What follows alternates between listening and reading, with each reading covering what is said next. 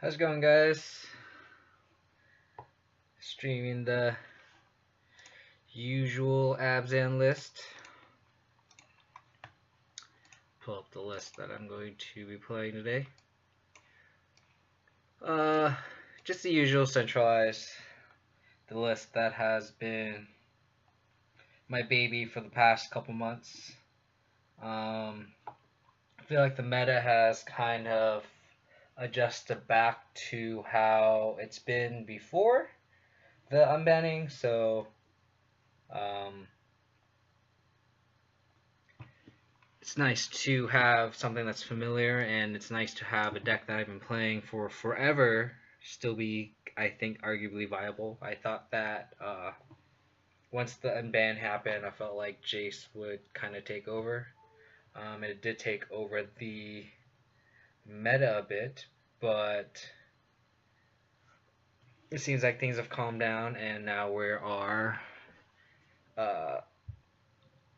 back to a more open meta again, at least online, and at my local game store it's been kind of open as well. So the only thing that I've changed recently is adding a Golgari Charm over the Flaying Tendrils main, and the reason for that is the more uptick in Blood Moon. And this deck is this card is just another answer to Blood Moon on top of being really subtly very versatile. The last league I played in, I went 4-1, and I boarded in Golgari Charm, I think, 4 out of the 5 matches. And I played at an event at my local game store on Tuesday, and boarding it against a Rug Shift is kind of a narrow tier, lower tier deck, but it was pretty good because it was subtly very versatile, because that Rug Shift deck had like red sweepers like Anger, and this helps with that, and then blowing up a Search for Azcanta was huge. So this card was a lot less dead than I would have expected compared to something like an Abrupt Decay. So yeah, the usual. Nothing too out there. Get started in a sec. Sorry, just trying to set everything up. I haven't actually streamed in a while, so it's been kind of a long time trying to get everything going. But I'll be running a league through.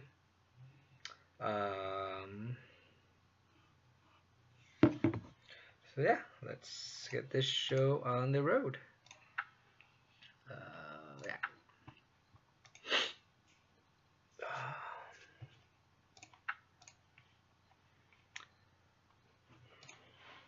But yeah, it's just a solid list that I've been liking. Like, there's a bunch of versions of Abzan, and I've tried Bob's, and I like Bob's in a Jace heavy meta, which I thought it was going to be. But since the meta's kind of shifted back to more open field, I think that we should play to our strengths in contrast to trying to warp our deck towards like a Bob build. And I've liked the centralized and a more open metagame anyway, so see how it goes. Starting off great, won the die roll. This hand is not great, so I'm going to mulligan. Not a good start, boys. Pretty much 2 uncastables and a land, so I think I'm mulligan again. On the play, I think I'll keep it on top. This card's really bad in most matchups, so not a good start though. Mulligan to 5 is not the way you want to start things. But I have a lot of interaction, and hopefully draw another land to hit the Lingering Souls. Probably my worst matchup, but at least I get to decay this map. I think I do want to draw the Inquisition of Kozilek. So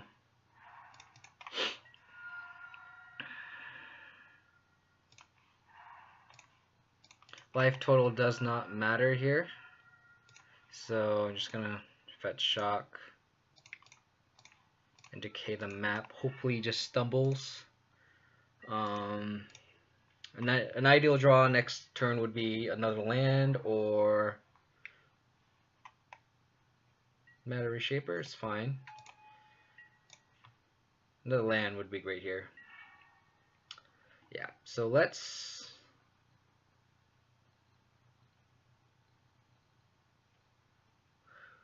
I think it might be good to lead on the Inquisition here.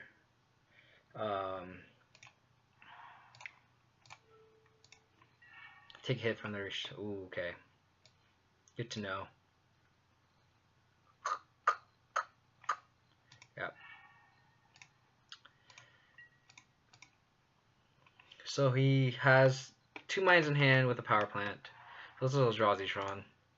A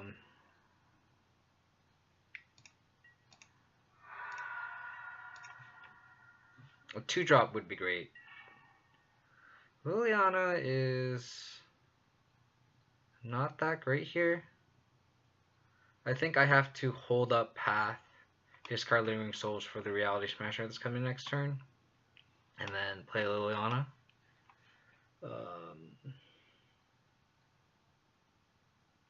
And then take the hit from Matter Reshaper. 1, 2, 3, 4. Hope he doesn't hit Trong, because if he Karns me, then it's kind of game over here. No score is fine.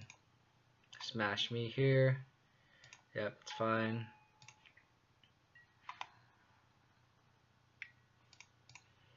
Let's Path the Smasher, discard Lingering Souls. 1, 2, 3, 4, 5. It takes him close to the Karn, which is scary. So he has 2 cards in hand.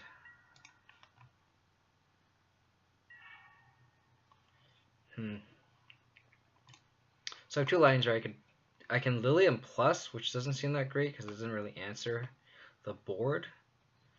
And he has 4 cards in hand, so I can't really hit the Karn here. So I think I'm gonna have to just Liliana. I'm gonna hold the land just in case I draw another Path. And he draws another Reality Smasher. Hope he whiffs here. Oh, not here. It's fine.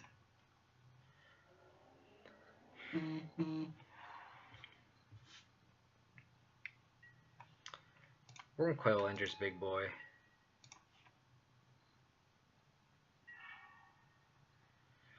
Siege Rhino. 1, 2, 3, 4, 5, 6, 7.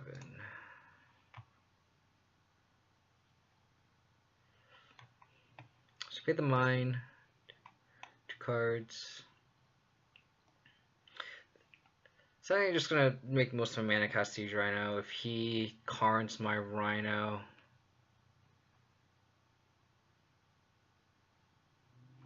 so if he has a 7th land for Karn, he might just exile Liliana.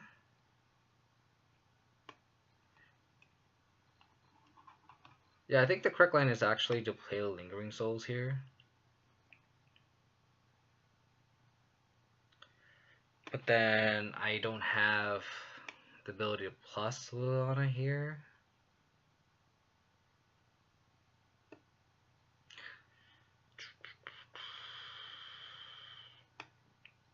So there's a couple lines. I can either flashback Lingering Souls, and then I more proactively protect my Liliana, but this isn't really a winning line. The line is I can just play land Siege Rhino plus Liliana. He can just exile my Rhino and kill Liliana.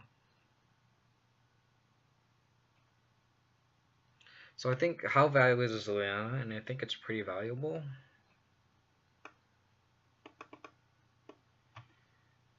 Because if he Karns and exiles Liliana, which doesn't really matter, I feel like he's just going to most likely exile a land here. Like this is really, like, I don't think I'm going to win this game, period. So if he casts Lightning, I should probably play the Siege Rhino anyway. So let's just do that.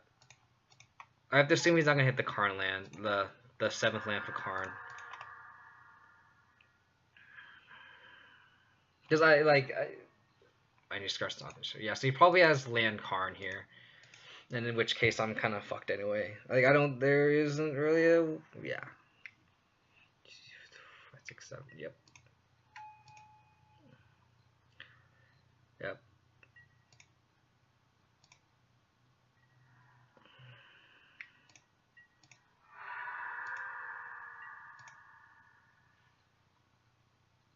I need to draw like path, no. I need to draw like path. I need to draw like path and then pulse. And he has Tron now too. Game's over. Alright, it seems like it was like Eldrazi Tron with like a lot more main deck like haymakers, which is pretty interesting. Makes it seem like something like Stony Silence would be a little less useful, but I think we still board in here just to hit map.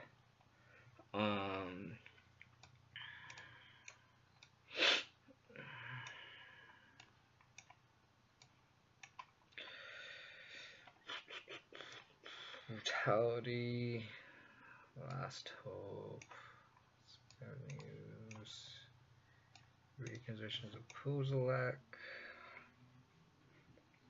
Fetal Push.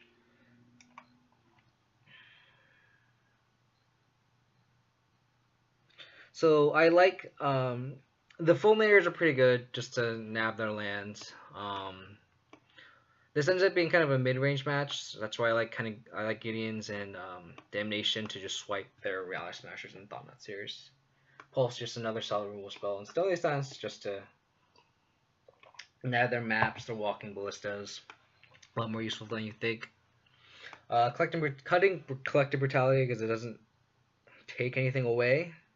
The removal spell doesn't kill anything except Matter Reshaper, which feels awful, and the Drain 2 isn't worth the card. Last Hope's good against Tron, but Eldrazi Tron, I don't like wasting the -2 because fulminating the mana base in this matchup isn't as important as in the Tron matchup. I don't like Skoos in this matchup, it's a little too small. Doesn't hit hard enough, and they board in relics, or have main deck relics, so it doesn't go bigger more often than not. The discard doesn't hit anything really effectively because the main cards to be careful for are bigger than 3. And I'm gonna cut a push. I leave in the Abrupt Decays for relics, chalices, stuff like that. I'd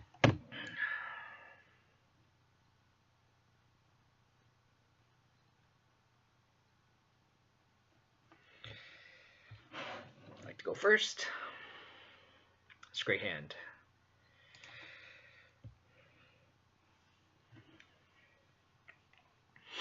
It's a great hand. Hopefully I top deck Black Source for my Fulminator Mage. Crucible, Endbringer, Thought-Knot, Thought-Knot. I think I actually take the Crucible here. He's so far off. If I hit a third land and he doesn't hit Eldrazi Temple or anything else relevant, this is insane. He could also just, yeah, like, as long as he doesn't hit Temple, and even if he hits Temple on turn 3, unless his first draw here is Temple, and I just need to draw a Black Sorcerer with Fulminator Mage, for Fulminator Mage, I can win the game for sure easily here. So let's take the Crucible Worlds because that's the only card that can bring him back from my plan here.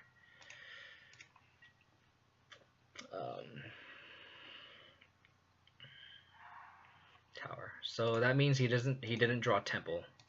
Black Sorcerer would be great. The Decay makes me wish I kept the Crucible in hand. Awkward, but if I knew the top card, we do mine. It's fine. Let's go for Black Source here. Path is not a bad draw here.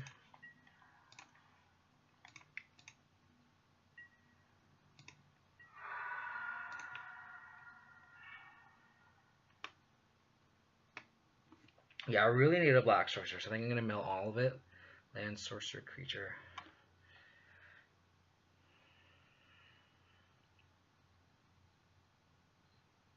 Yeah, and if he draws Temple here, I can just Abrupt Decay, or I can just Path the Thought Seer, and then it'll just clear the way. Hopefully I draw more.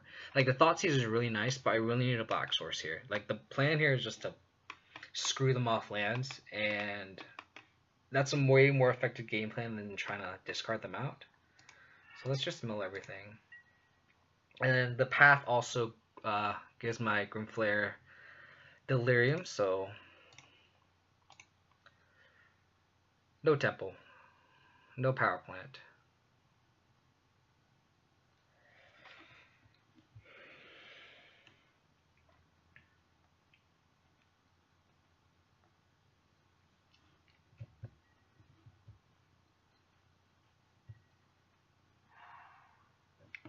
Alright.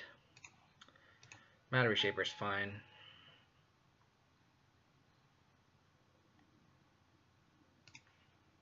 I'm actually going to path this here. And then just hope to draw a black source next turn. Because I need to get in the pressure with the Grimflare.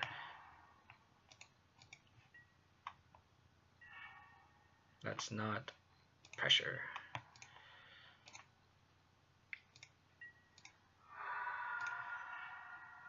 There's my black source.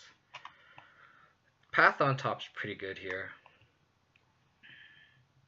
So I'm gonna mill the tracker, keep the path on top, and then put the black source on top.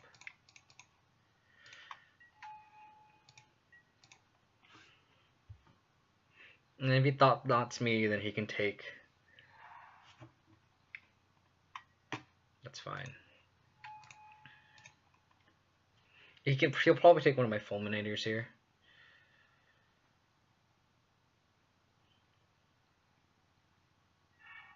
Yep.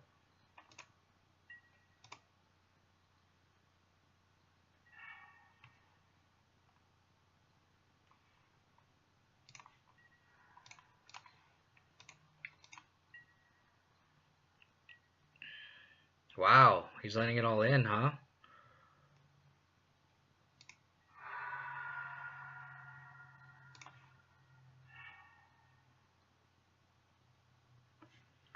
One, two, three, four, five. Yeah, so let's mill here, keep the path on top.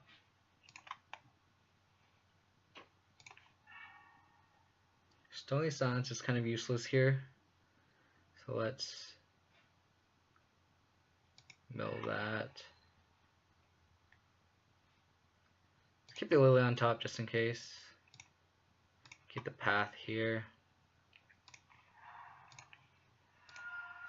And I know he has Endbringer. So let's take out the mine. Make sure he stays off Tron.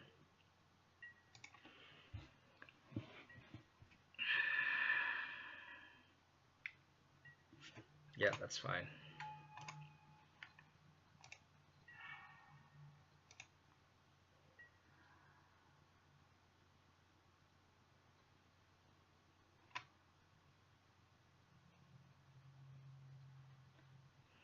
Yeah, I think Eldrazi Tron decks only play 2 wastes, so I think this path literally becomes a swords. And him attacking just won me the game, unless he has some sort of Slaughter Pact effect, which is weird. I mean, that's fine with me. Yep. Alrighty. Got the game on the play. Getting the game on the draw is a little bit more difficult. Our cyber plan kind of stays the same.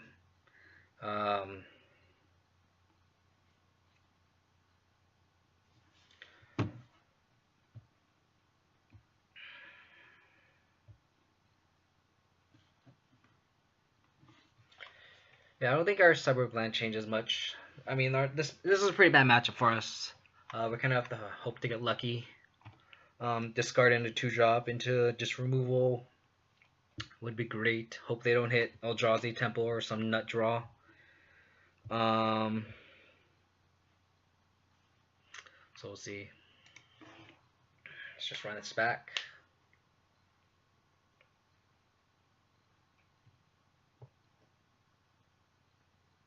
His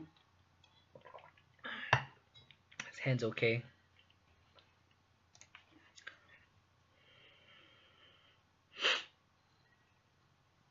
Opponent mulligan and bottomed.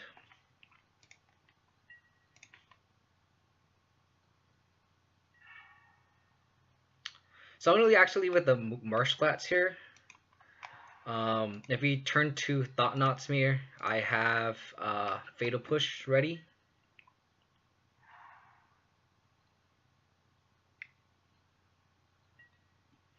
Matter Reshaper. I think I let this go.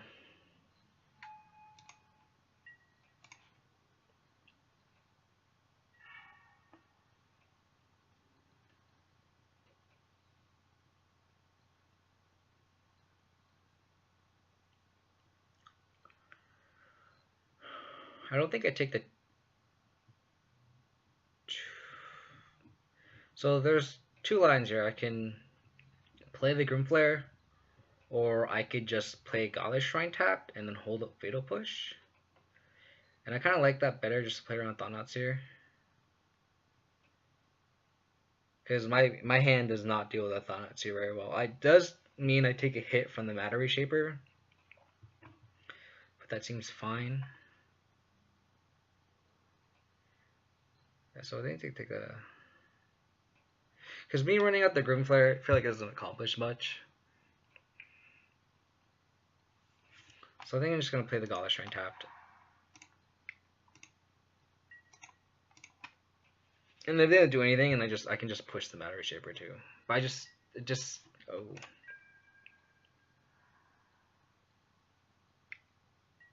Yep. It's fine. If they're stuck on 2 lands, then...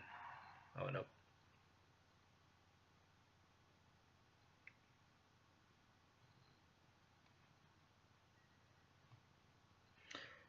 Just like I thought. It just smelt like a Thought-Knots here. Fetch a swap to...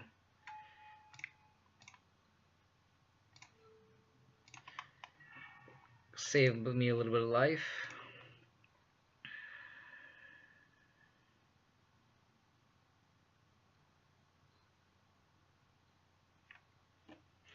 I have a lot of attractive... Oh, he takes the Gideon.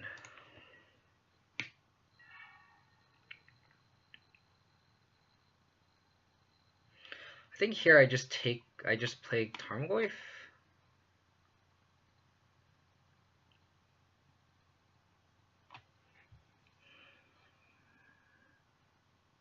Or I could play Grimflare. That's a little bit more aggressive line, because I can just take... If he doesn't attack, I can just decay it. If he does attack, I can just... If he does attack, I can just take it, crack back a flare, and if he clubs back to block, I can just decay it and then swing back and get a trigger with Grimflare. So I'm just gonna play the Grimflare here.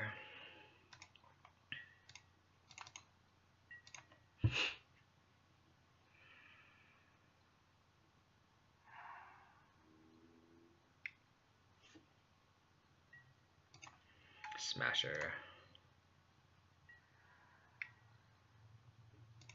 I think I just have to take this.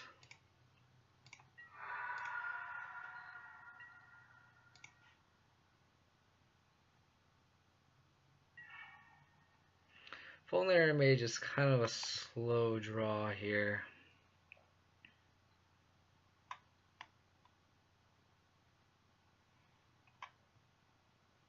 Yeah, me not having a second green source for Decaybless Goyf kind of hurts a little bit. Maybe I should have been better with playing Tarmogoyf to play around Reality Smasher.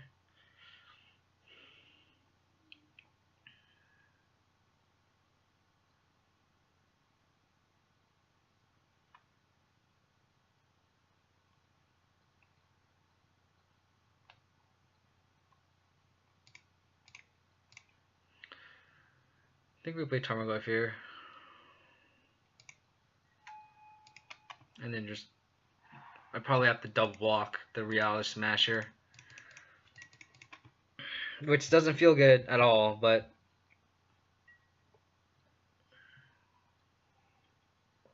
I'm not dead. Which is good.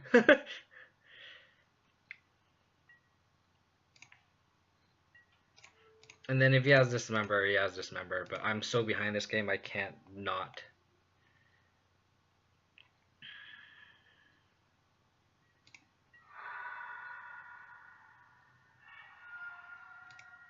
I just hope he doesn't have anything.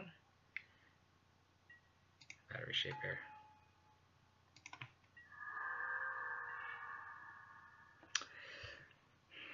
Siege Rhino is a good draw.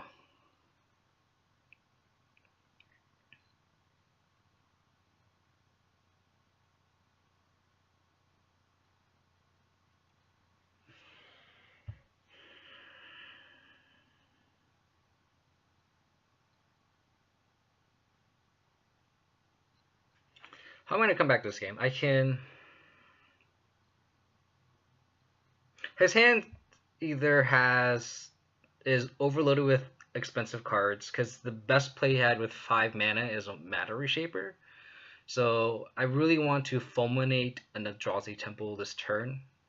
So I think the line is Abrupt Decay the Matter Reshaper, get a hit in with Grim Flare, and then take the hit from the other Matter Reshaper, and then just blow up the temple.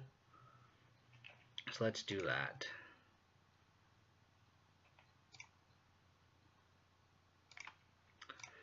Let's hope he doesn't hit a temple here. That'd be the worst case scenario. Or another Matter Reshaper. That would be also the worst case scenario here. Mine. Just fine, I think. I think if he assembles Tron, I'm screwed anyway. 1, 2. So let's get the hit in here.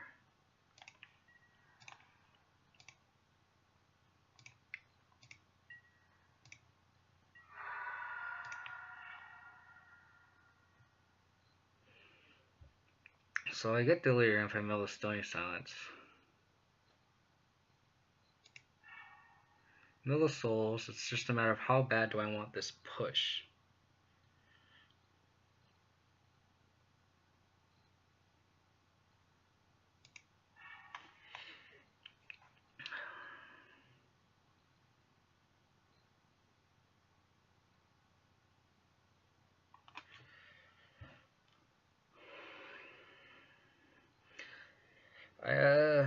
It's difficult. I don't know if I want the push or not. Because I don't have any way to trigger Revolt. If I had another fetch land, it would be a snap. Keep there. The other thing is I can also next turn, if I do keep the push on top, I can go Rhino push. So I think I keep the push on top here. But I have no way to trigger the Revolt. So I think I bottom it.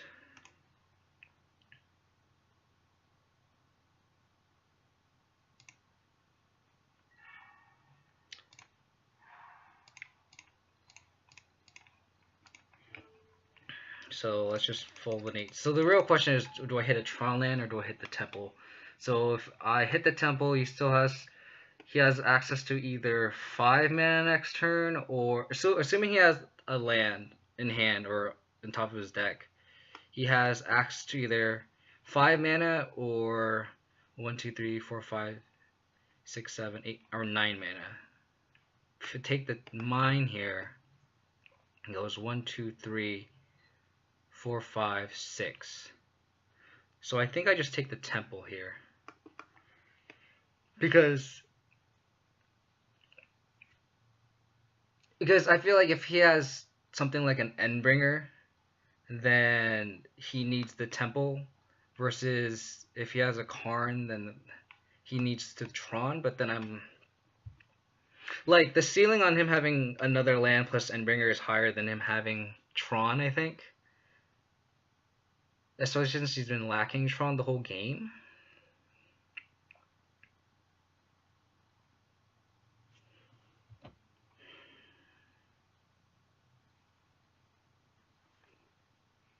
And if I had another Smasher in hand, he would smash me with Smithereens here.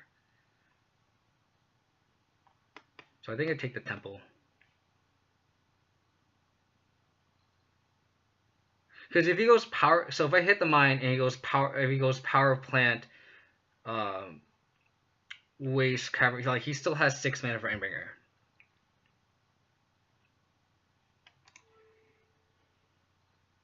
So let's take the Temple out.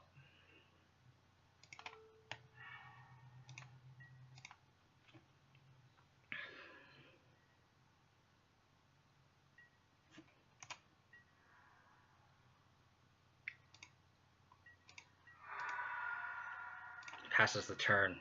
Path.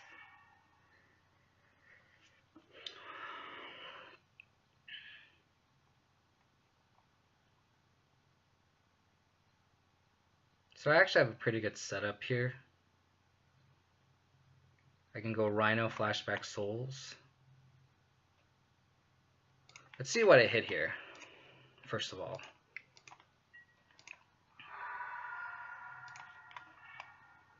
More souls.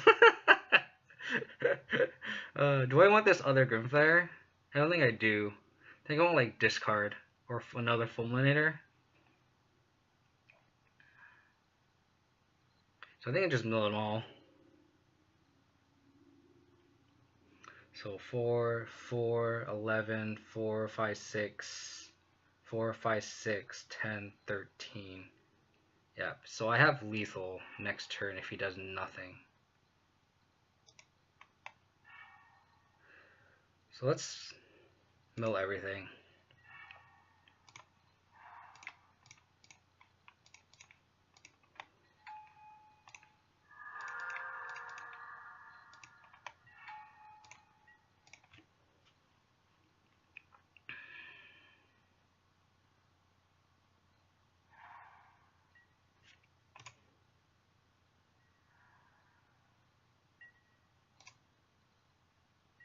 Liliana wins the game. Tarmogoyf.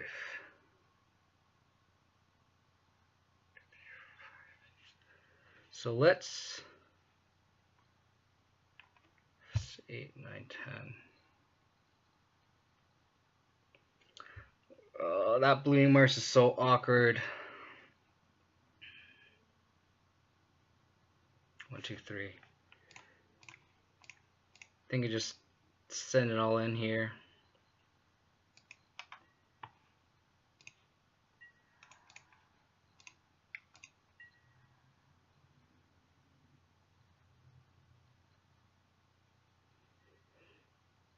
Huh. Interesting.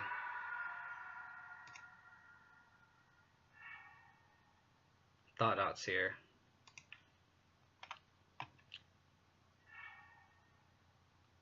Mill all this garbage.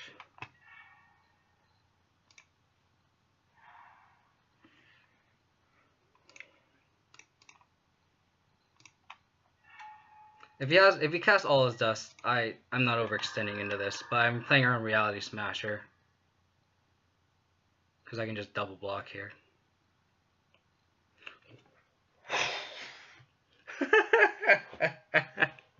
And that is how you beat Eldrazi Tron.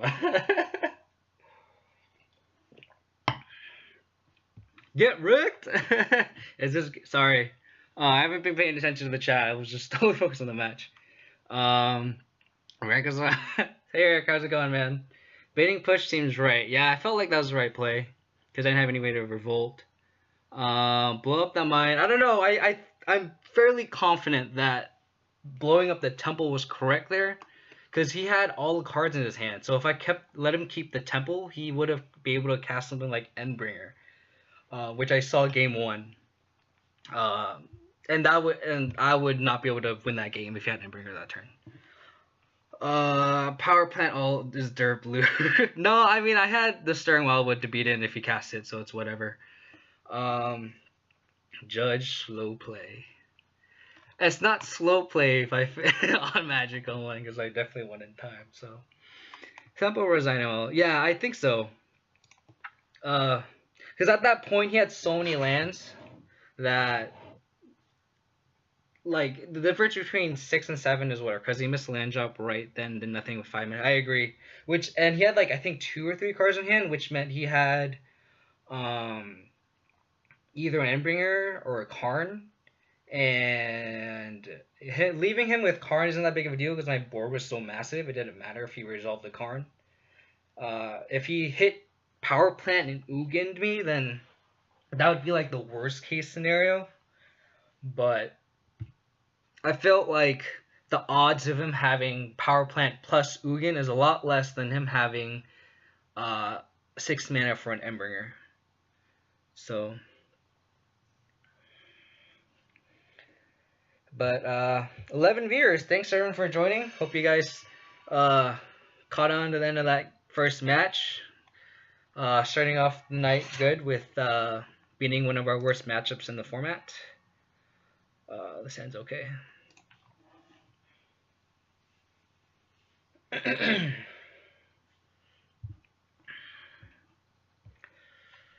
Hope everyone has a good night.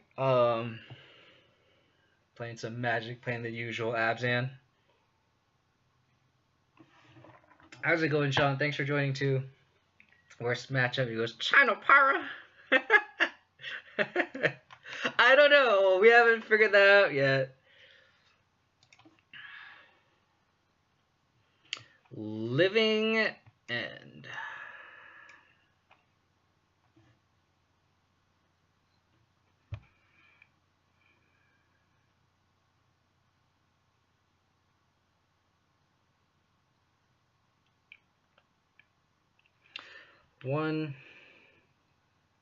One, 2, 2. Yeah, I was doing the math on if I have enough time to actually be able to let them to lead the violent outburst. So take the beast with it.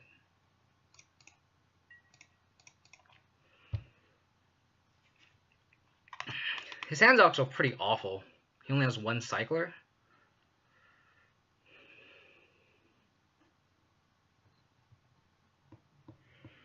This is also one of the not greatest matchups, I'd argue. At least for me.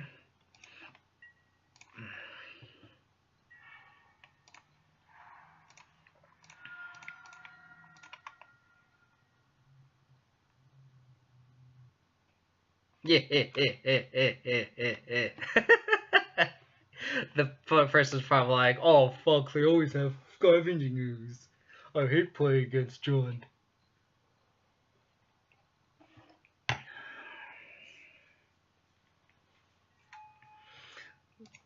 Dramatic pause. Yeah, for real. They're all like, what does this card do?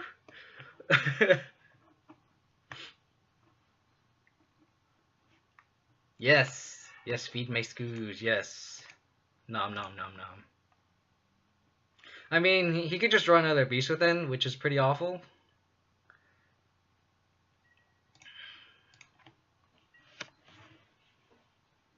I saw, you know, my initial, like, it's funny because, like, the deck has, like, Grim Flare and Tarmogoyf and Scavenging Ooze.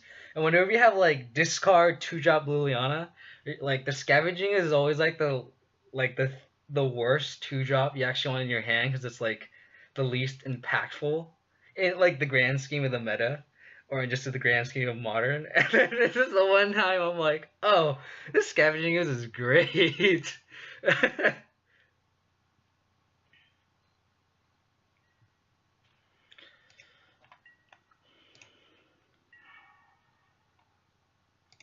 Play this bitch untapped. Just exile this right away.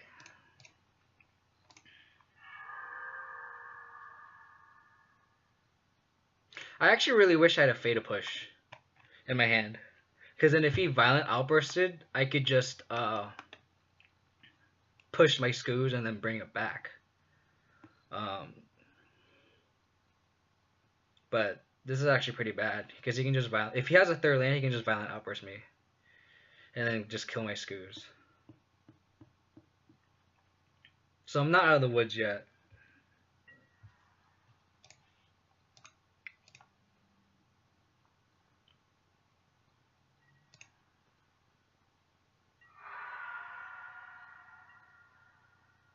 Oh, but he could just fairy a recall by push. Oh, so that's actually pretty bad. Never mind. I was like, oh, look how smart I can be, but nope.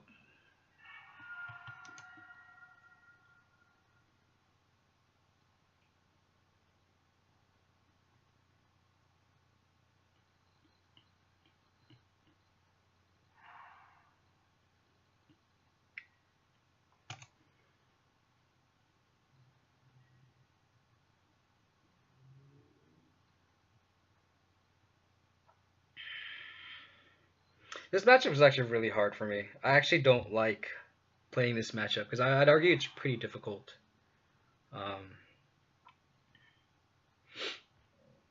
Like Living End kind of just preys on these fair decks.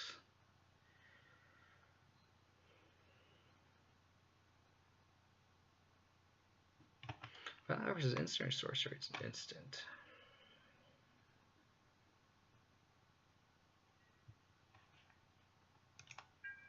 So we're just gonna play this cat and mouse game here. Oops, sorry guys.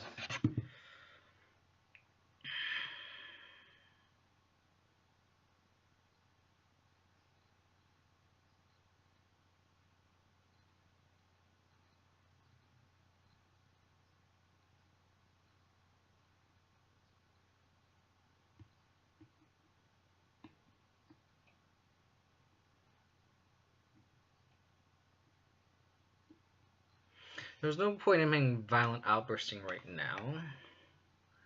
So I think it's safe for me to deploy the Liliana here.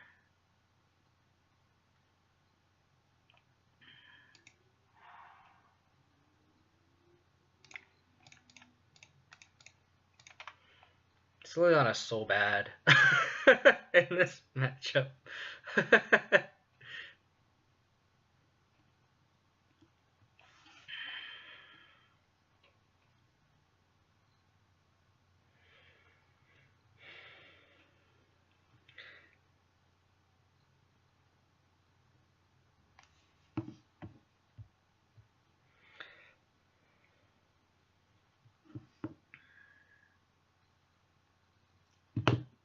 But yeah, 9 viewers, guys. Thanks for joining me. Hope you guys are enjoying the Abzan stream.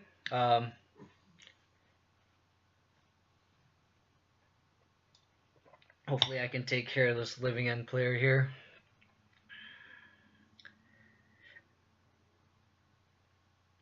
You know, it's funny because I got called for slow play this game, and then my opponent's taking forever.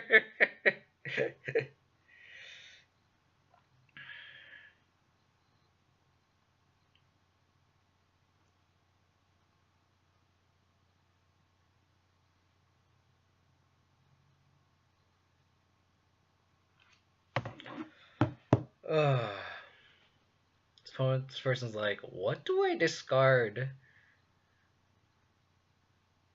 Because Liliana.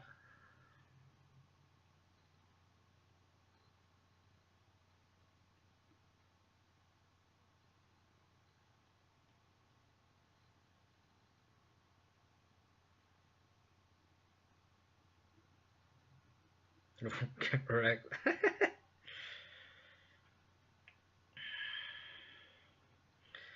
Alright, here's the list that I'm playing since my opponent decided to not play Magic. Probably board in the spell bombs and surgicals, obviously. Oh, here we go. That's fine. Jeez. I get to see his whole deck.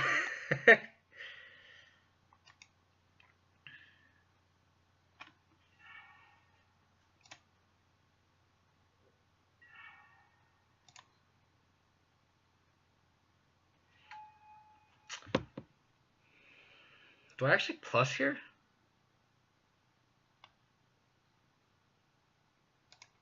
think I do.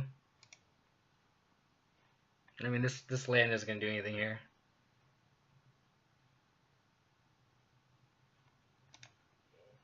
Yeah, this is actually, like, this is why it's kind of awful, this matchup.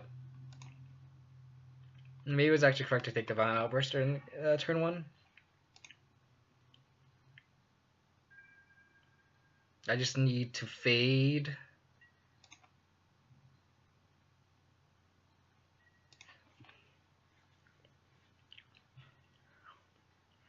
So is there anything special here?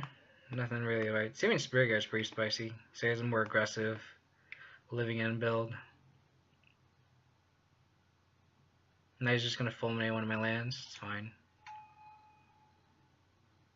Slow play. The only way to win this game is my opponent just times the fuck out. Oh, so he's gonna beat in Fulminator Mage, huh? Is that what you think's gonna happen? Chat's getting wrecked now. I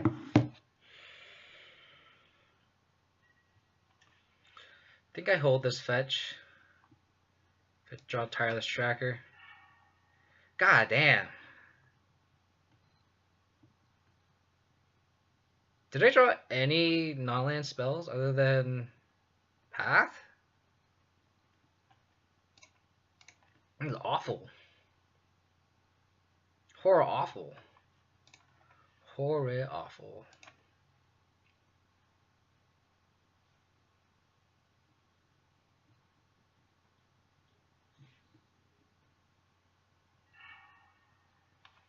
So he still has a favorite card that I know. Of.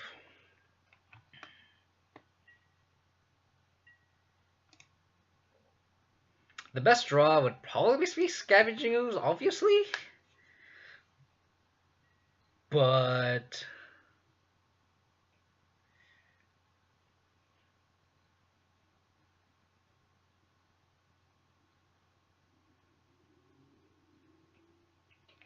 how do you say your name? Is it Hulk Geif or Hulk Geef? Geef? Geef? Hulk Geif?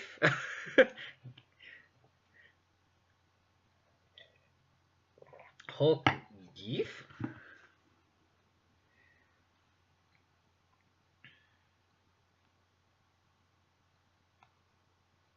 I mean, then again, this matchup's one of those matches where you just get wrecked pre-board and then try to crawl back post-board. So he's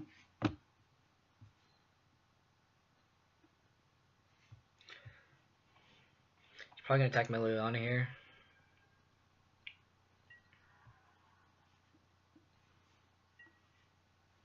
He's not attacking Liliana. Wow. Already just clicked through? Is my opponent drunk or something? What's he doing? He's like... I think I've played this guy before. Quatos? I swear I played this guy before.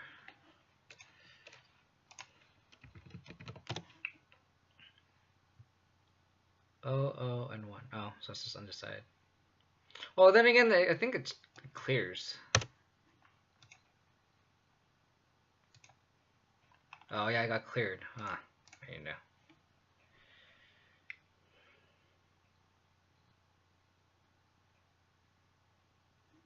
Interesting. So he's gonna blow up his living end now?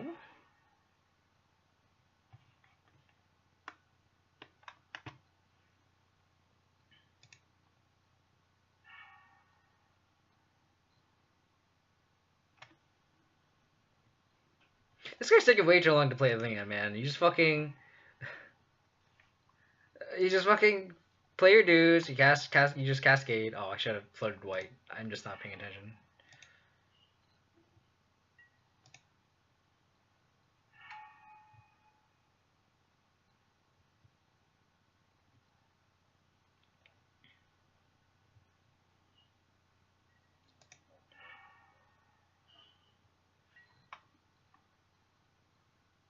Like this actually isn't that bad of a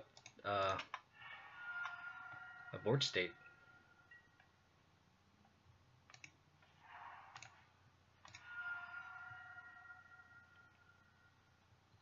I should have flowed the white. I just have not been paying attention. Because now it's like, okay, I can minus and make him sack one of the two. Decay.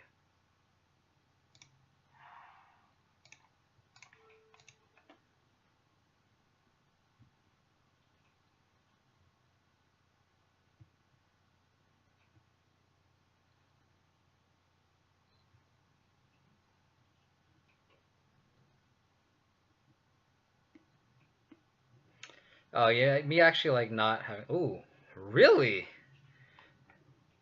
So little does he know, that the Scarlet Train's actually my only white source here. I only have 3 that come into play untapped. But don't tell him that.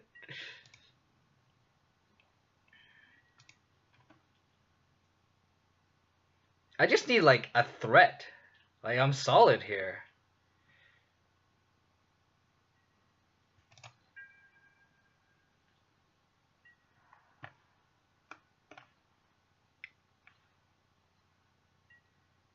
I'm gonna see if he, for some reason, violent outbursts it to try to kill Liana. That'd be sweet. But he does not.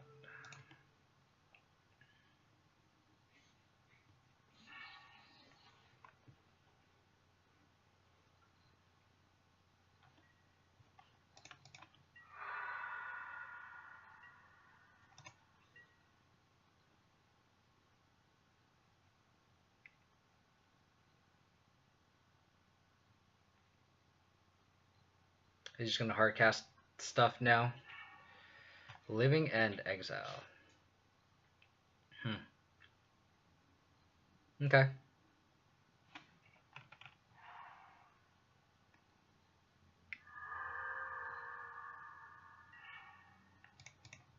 So Scavenging Ooze off the top would be the most ideal draw step here. Lingering Souls. Living End is for 3. So I need him to top deck all of his Living Ends.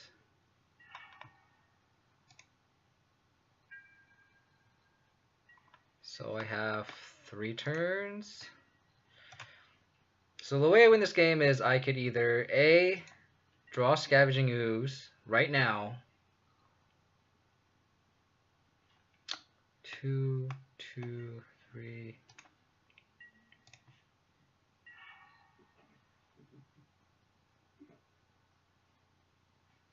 2, 5.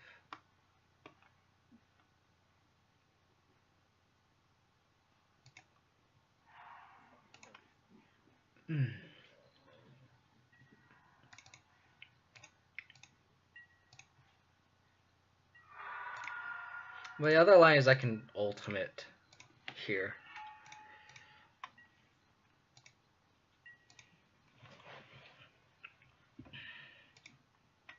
Oh, that's actually his last Living End here. So it's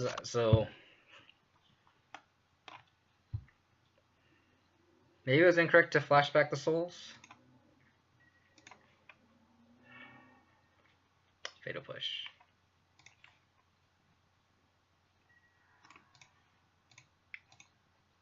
Maybe it was incorrect to flashback all souls.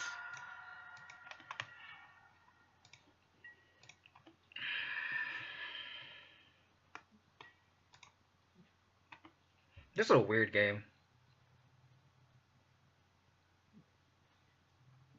Yeah, I think so too. This makes me want to cry so bad.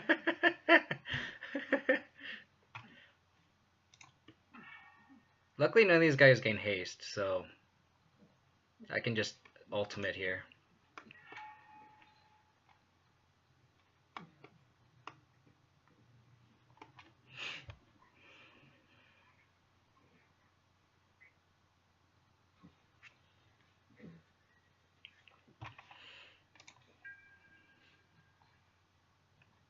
Do I care about any of this? I can hide them, right?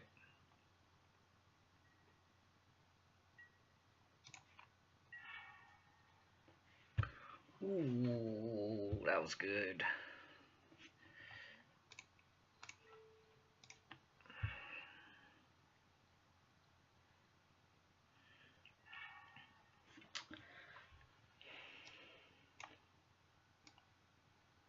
God, the worst part on Magic Online is this. It's like, who the fuck, like, who designed this? Seriously. Like, this is awful. Like, the templating on doing the Liliana ultimate is absolutely awful. I think I'm splitting the Ceradons here. And I think I want to make the most attractive pile have one Ceradon. Because then I can deal with the Ceradon and path it.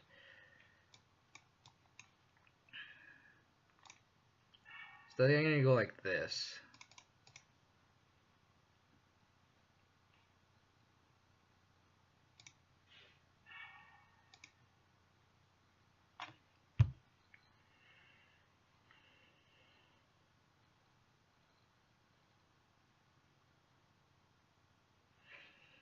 I think it's something like this.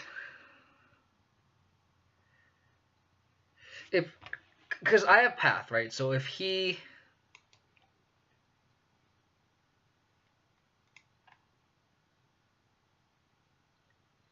Oh, but I want to make sure he... But I can go like this.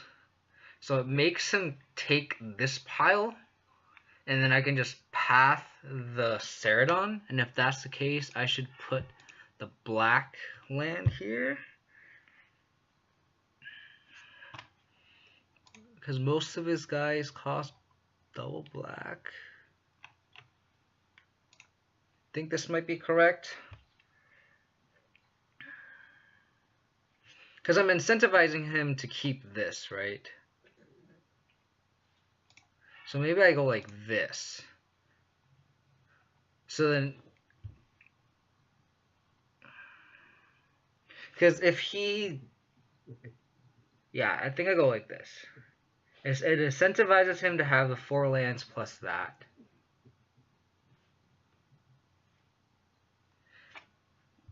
And I could path the spirit, the Ceradon, and he only has a guide.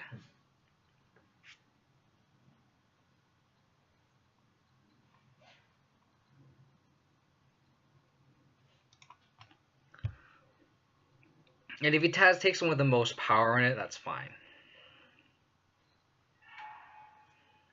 So that's fine too.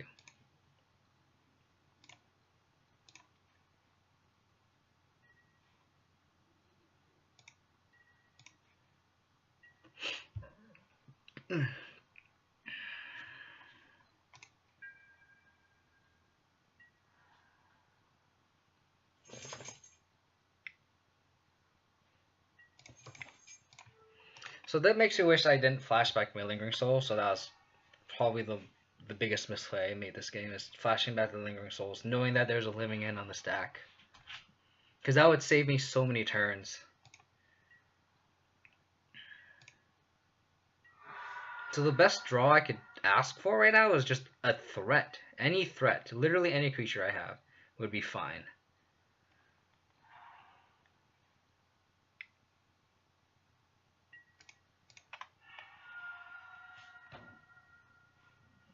I think I still have a swamp, so I'll fetch the Overgrown Tomb here, and then if I draw Tiles Tracker, I can go swamp. So just any threat, literally any threat, and I'm like happy. Last Hope.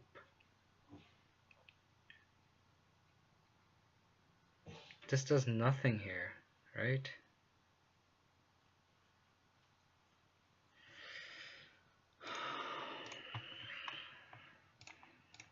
I mean, it gains me 4 life. It's a 3 mana gain 4.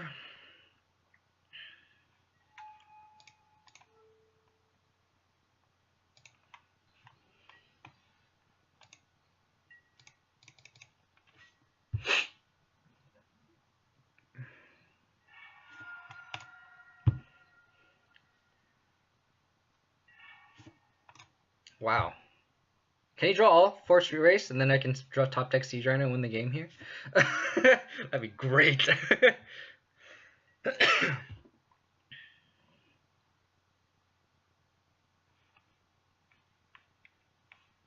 Ooh, sending a message, huh? Swinging both. Nice. Oh, baby.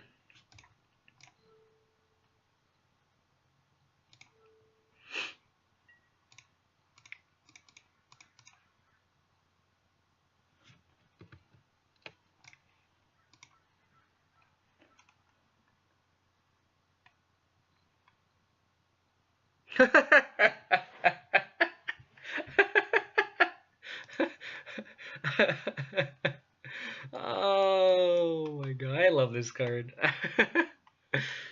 Oh my god. Oh, why? Tyler's tracker is Bay. Alright, let's do this. Surgicals.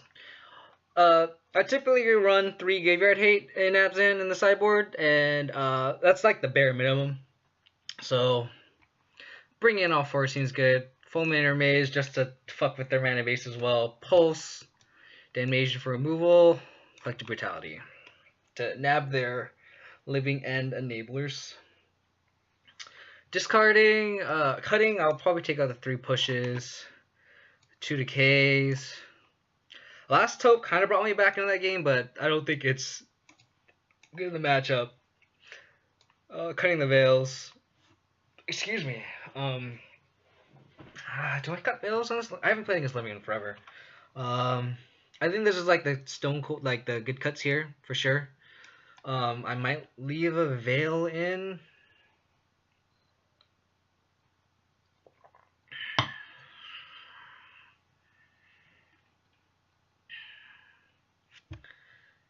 Let's just do this for now. I just don't like Veil.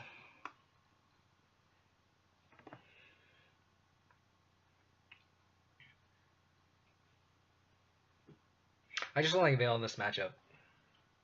It won me the game, but my opponent's living end draws were horrible. I mean, I can see keeping like 1 in and then cutting another Souls on the draw and swapping and having 2 Veils and then cutting a Soul on the play. I mean, stealing game 1 was huge. Hi, baby. Yeah, fuck living end, huh? My dog's like, I want your fucking attention. Oh. Yeah, fuck living in, huh, babe? Here, how's the camera look on you? Yeah, look at that. Yeah, got the fucking gray dog. Ouch, ouch, baby, doll, you're hurting me. It's a good hand. Apparently, my opponent's hand's pretty good too.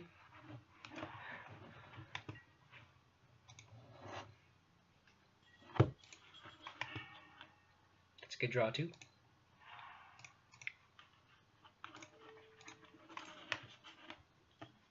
Okay. She goes, focus on your fucking damn stream.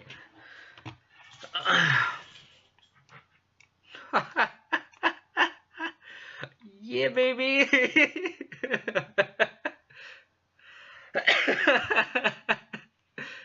Oh, fuck me.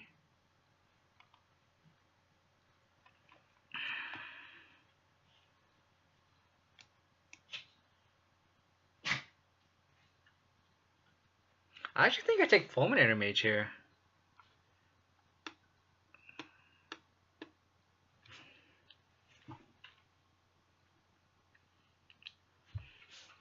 Because if he goes turn 2 Spirit Guide Fulminator Mage, kill my land, that's pretty gross.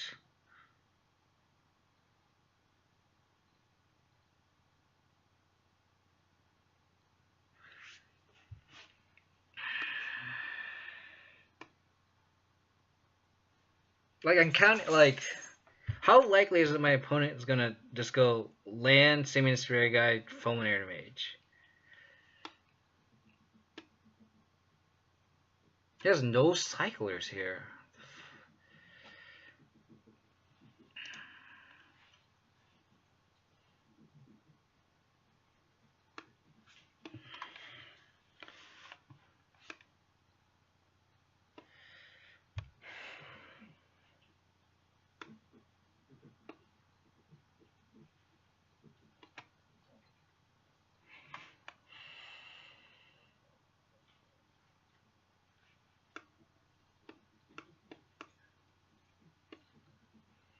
I could take living end here.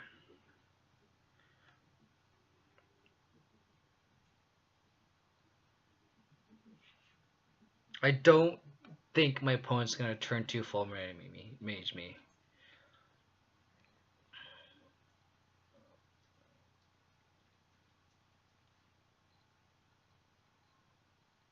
I'm having second thoughts. I think he will. Let's take the Fulminate mage. It's close.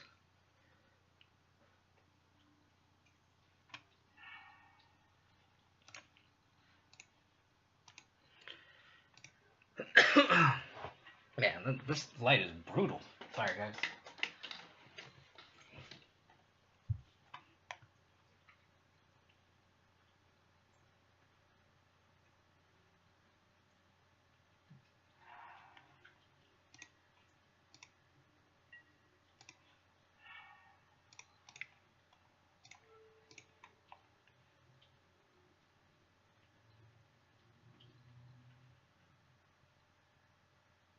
Maybe you should just take the living end.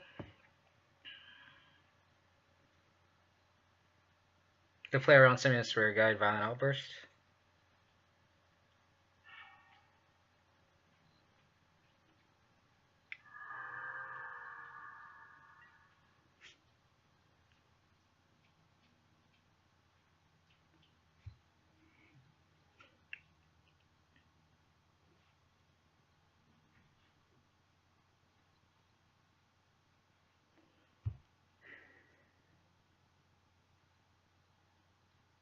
I think I Surgical Extract.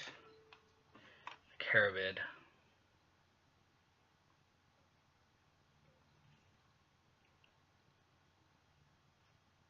No, I think I Surgical Extract the... Oh, I fucking didn't play my second land. I'm a fucking idiot. God damn it. Oh, I need... Oh, sorry. I'm being stupid.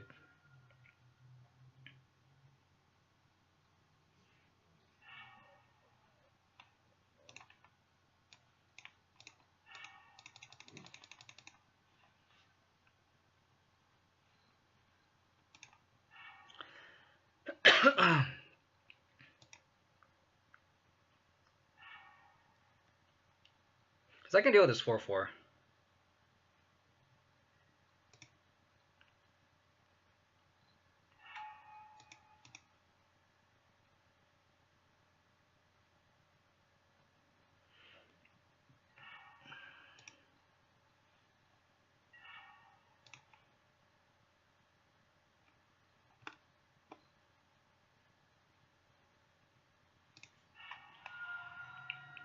And then now my Tormagor is big enough. Tormagor is a big boy.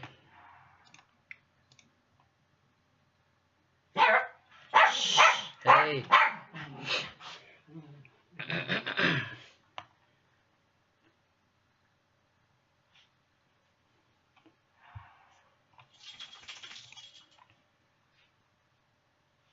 I mean, it should have been correct to take the living in there, but technically.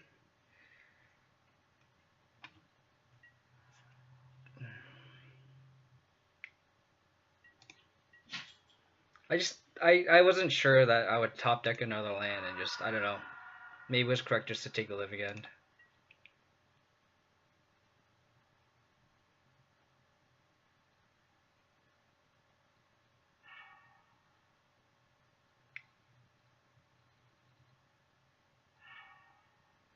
Fine by me.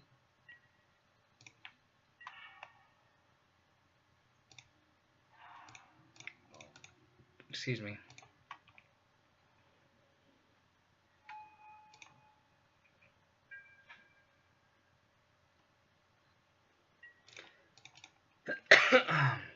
I just need to not top deck something like a Shriek Maw.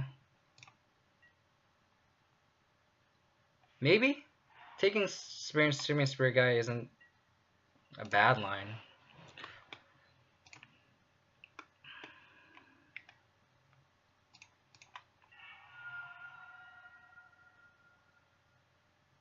Fetch a basic here.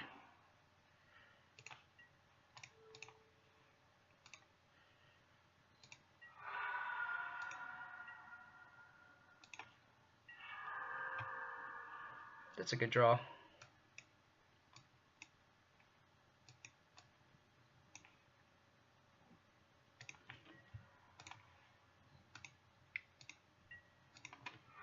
Do I want to play into this Damnation, though, that I have in hand?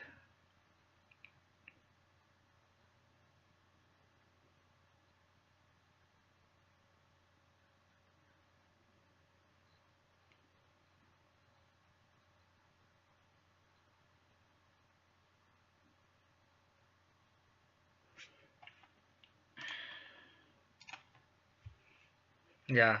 I was just scared of them fulminating my land, which is a good line in that situation, I feel like.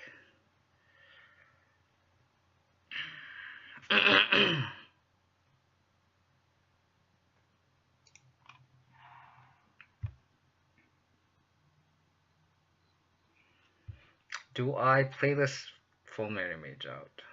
I think it's free. Might as well. If he living ends, it just comes back.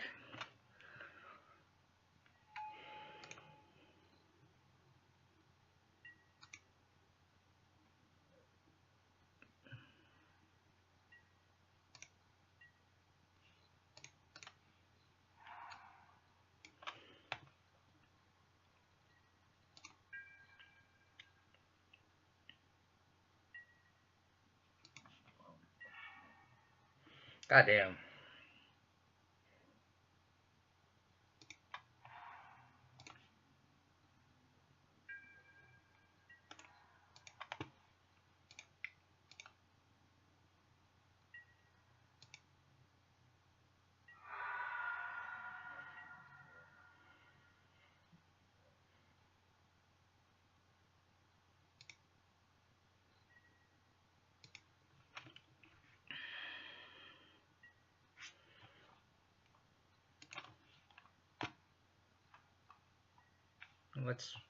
So it's on the stack now, right? Check out the cleats, I guess.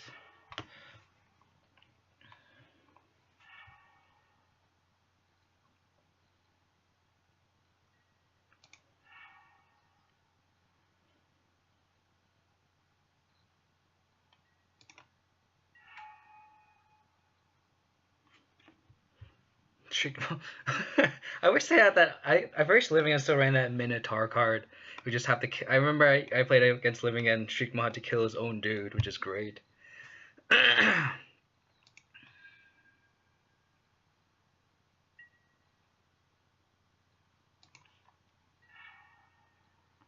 Oh, that's so good.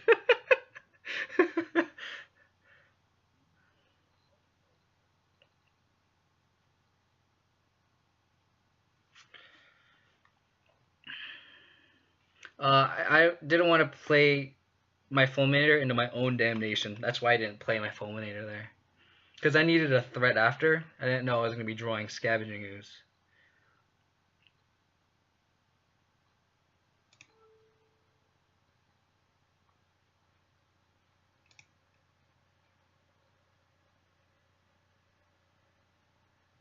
Is it worth? Yeah. Let's do it.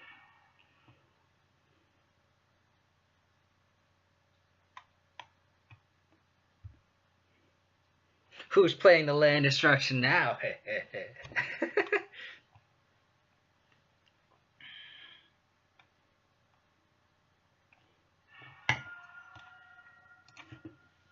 Interesting.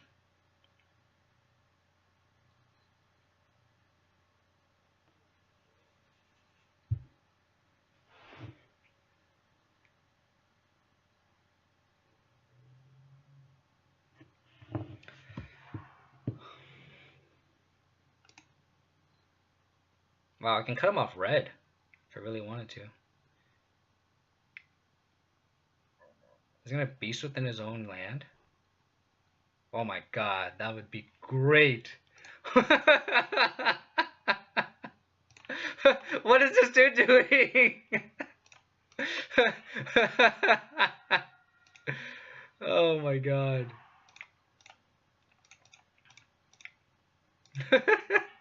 Thanks.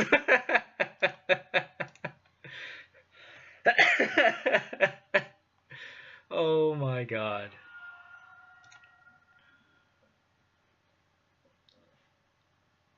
What is this guy doing?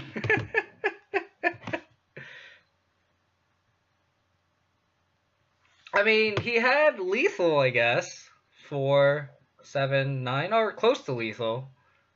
Still questionable. Oh my god.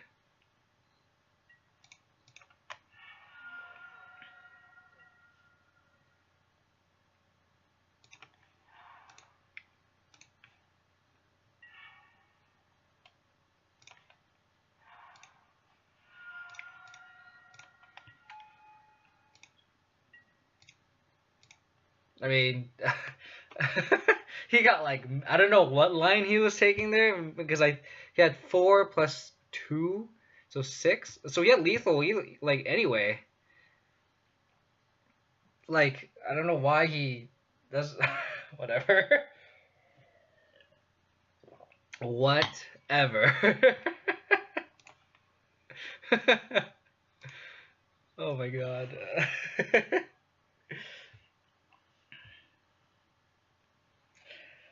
Oh man. All right.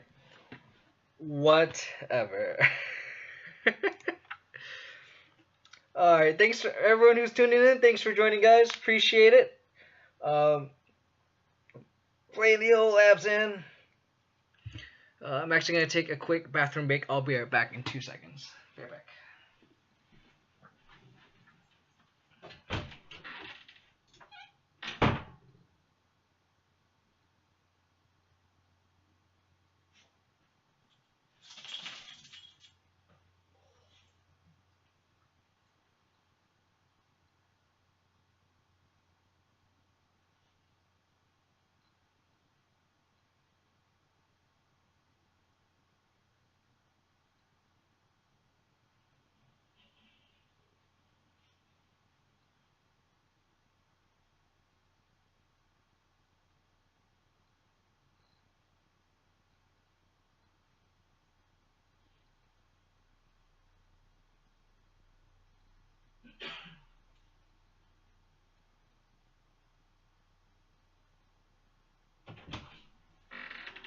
Chill, chill, chill,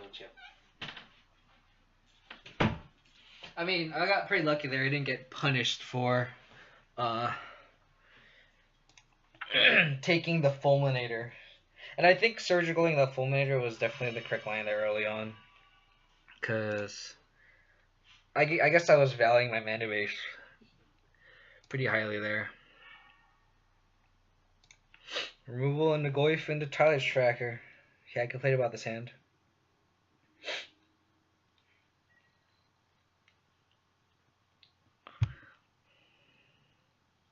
I actually think I lean on Fatal Push here. So I'll just play the Swamp. Play against Burn or something, or like a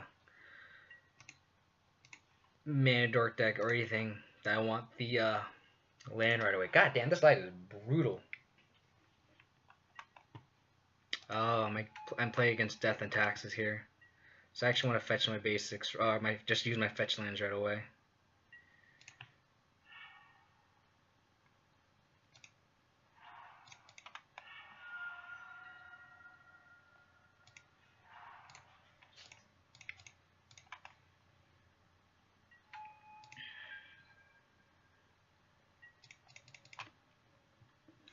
Sheffic Dunes!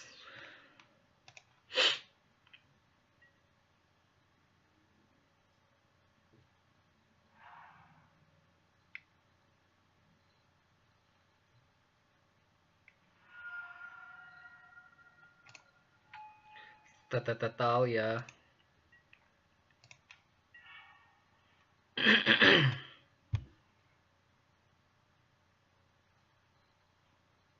Because I don't get the maximum value out of my Tyler tracker by using this fetch lands, but I need to use my lands in general. So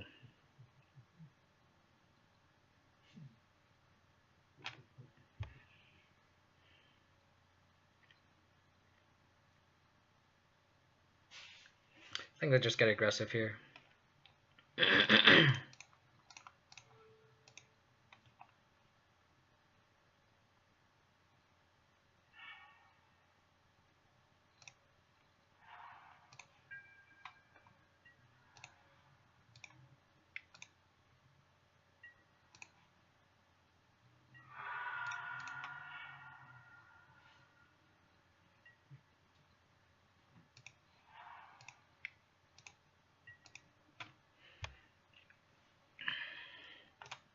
Got my little Thraven Inspector on.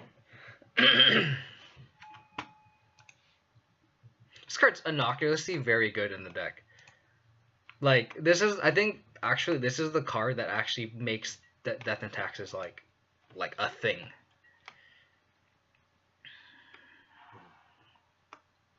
Nice canopy, bruh.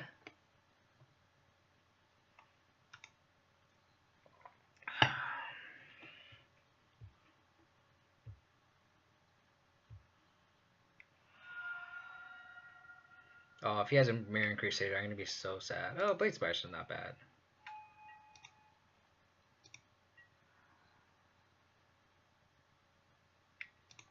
Ouch.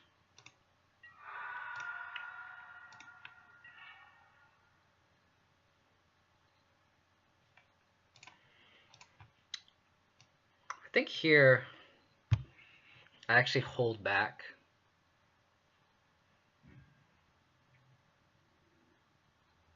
I can just play Tyler's Tracker and then play my Stirring Wildwood.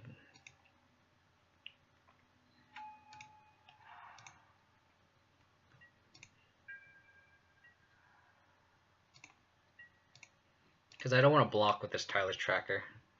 And I don't want to...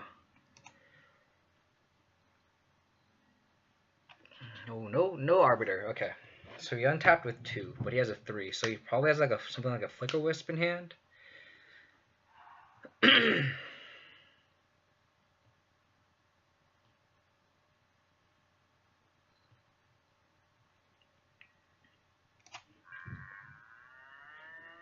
Ooh, got my first follow. Awesome.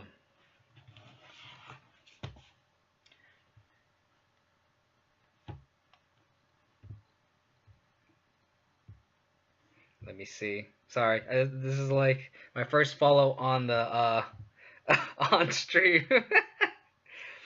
Thanks, buddy, for following my channel. Appreciate it. Obtuse Nanner. That was a good draw.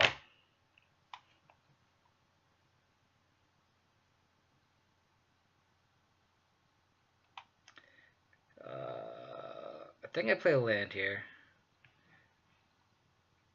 Make sure I get the trigger.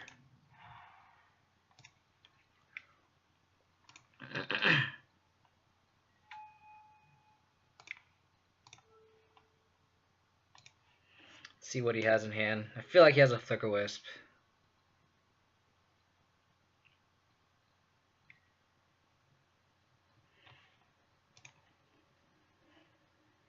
Hope you liked my Siege Rhino notification. I am way too proud of that, of making that notification. Oh, so it does have the Arbiter. Interesting. Thought not. 2, 3, 4, 5.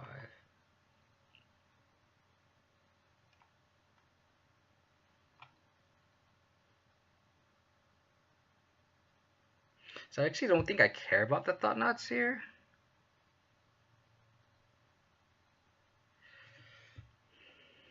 I can't really attack into this board either. Like,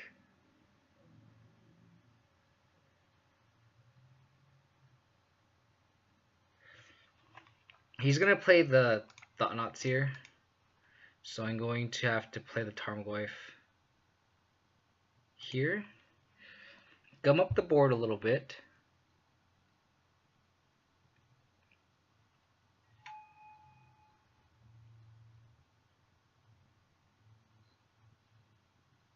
And he's probably just going to flicker this Blade Splicer at end of turn. So let's see if he actually does that end of turn.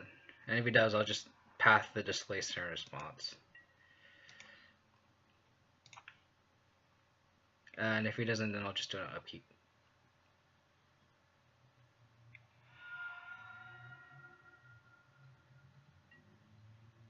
Yeah.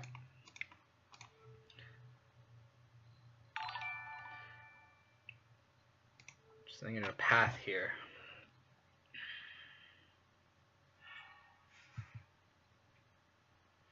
Alright. Dylan's my homeboy. He always treats me well with the streams.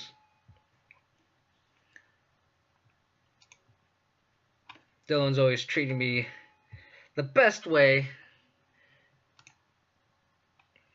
by hosting me. Thanks, buddy. How'd you do in your league, man? I know I caught you playing Burn and wrecking face with it, and then I had to go. Nice. I haven't seen a Grixis Shadow list with Jason in it, because I felt like the mana base is a little too awful, isn't it? Shadow is lit. You and Death Shadow, man.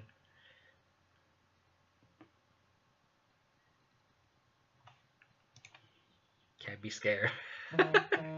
True. True.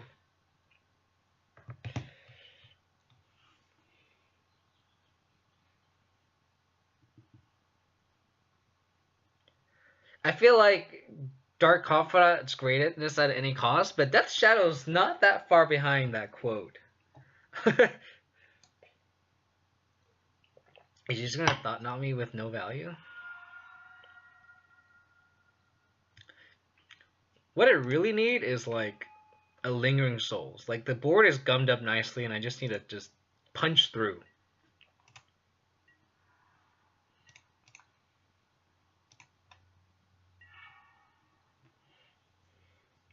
Does it cost 4? We have 18 lands. Fucking for real. Let's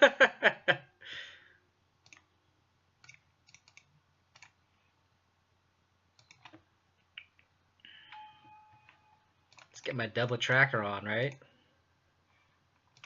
How about a fetch land? That'd be great.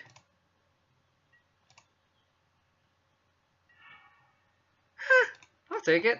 I'll take it. You got 1 clue for your 3 Inspector? I got 4.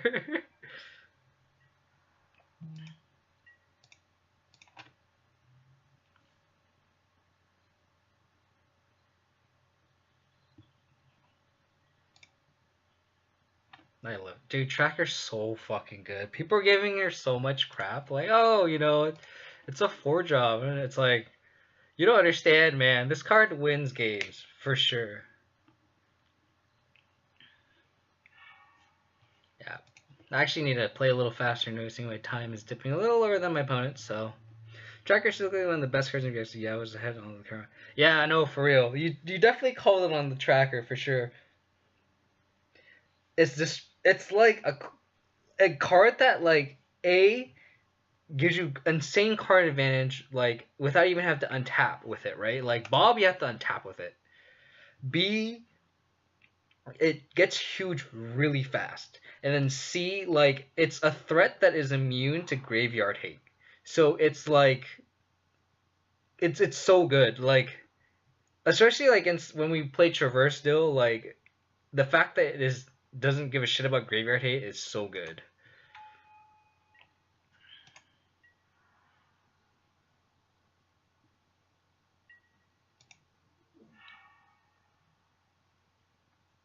I missed that. Oh my god, I gotta have so many clues this game.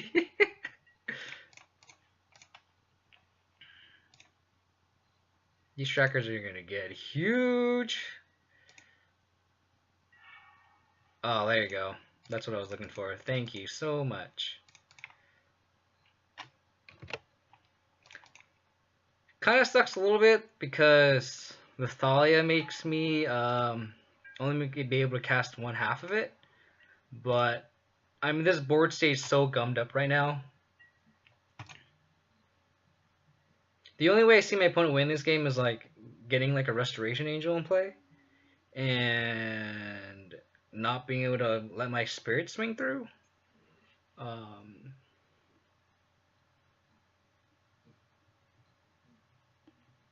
I really like that deck. I'm gonna stream it in a bit, I think. Didn't you stream it like not too long ago, though? I remember you tried it like that one off day that you're like, oh, I want to play this. Oh, now he's gonna Ghost Quarter my shit. Ooh, and Fielder ruined me? That's super gross.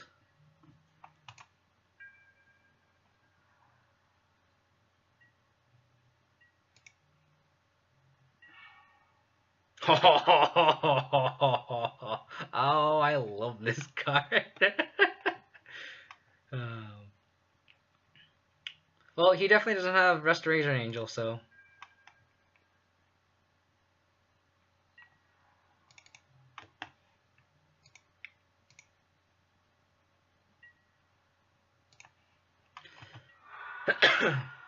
Kind of want to play around Thought-Knots here.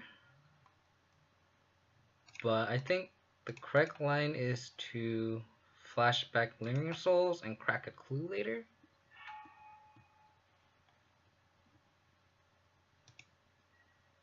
See, that could be Gideon.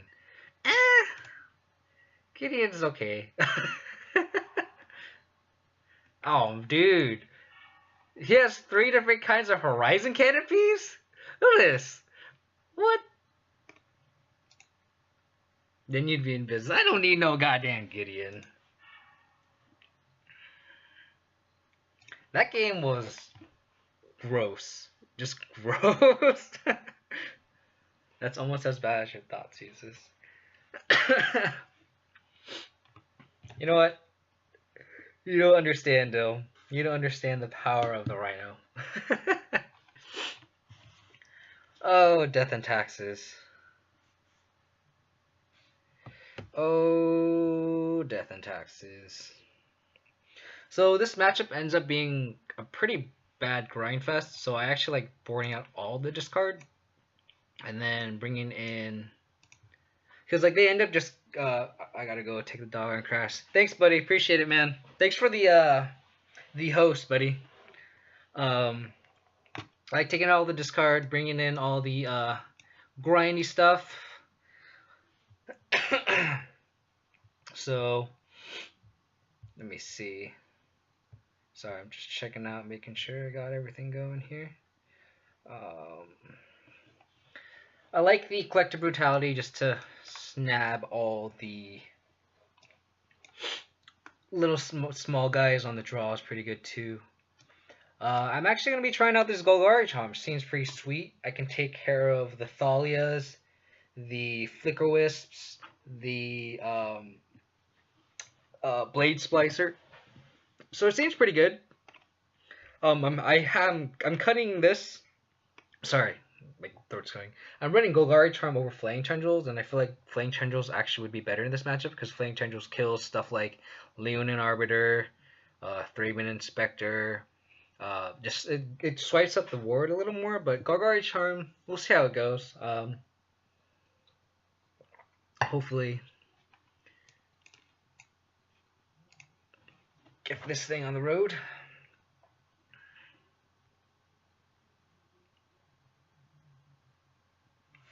But yeah, everyone who's tuning in, thanks for joining me. Appreciate it. Oh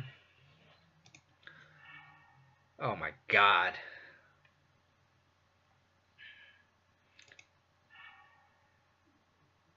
Seriously?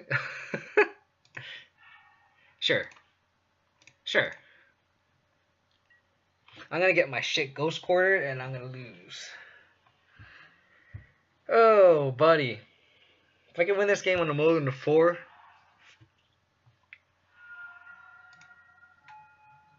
Usually, they board out Aether Vials in this matchup, so I'm kind of surprised. I'm gonna play the Wildwood here. I just need my opponent to just play a bunch of X1s.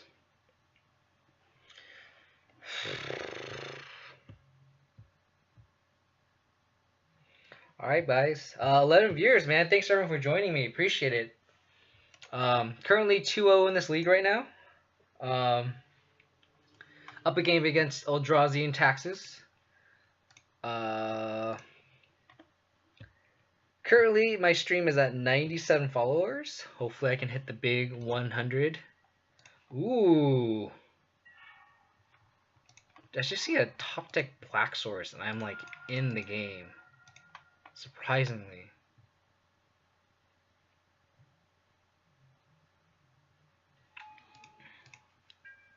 And Grimflare should help dig for that Black Source, so.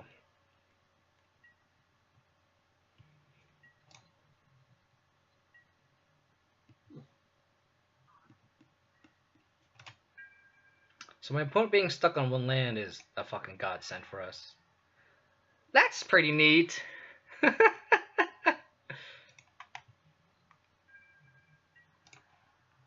Violin something stupid. Violin Athalia, do it.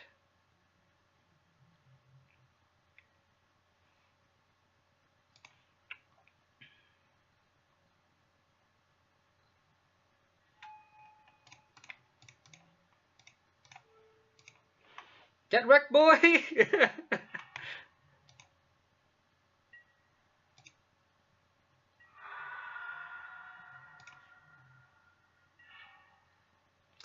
Land, Planeswalker, Gideon.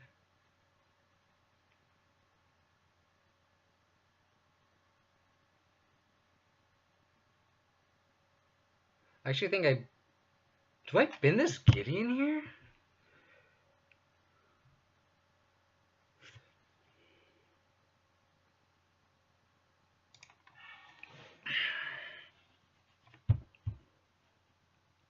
I think I bin the Gideon here.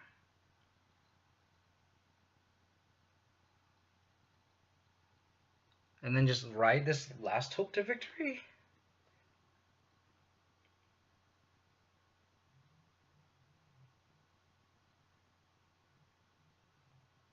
I think I've been the Gideon here.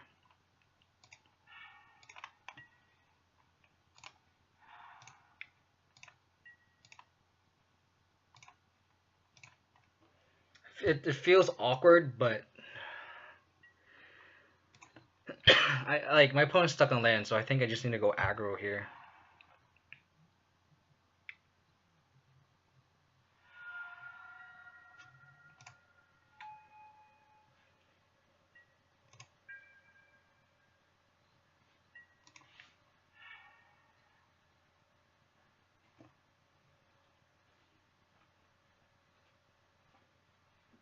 I think I actually pulsed the vial here.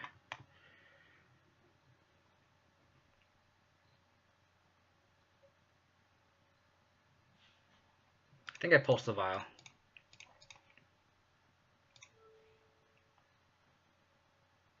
See what 3-drop he has, and then I can just swing in with Grimflare. If it's nothing too drastic.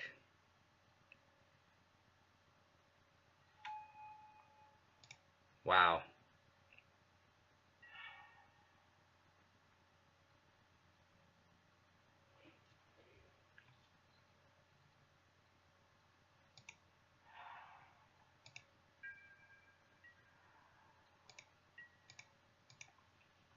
Well, I've been stymied. That Marion Crusader might just win the game here for my opponent. I need a path for sure.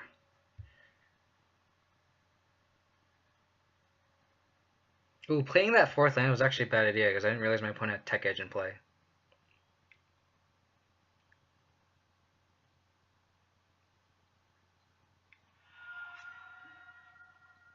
Displacer. This last hope's looking real bad.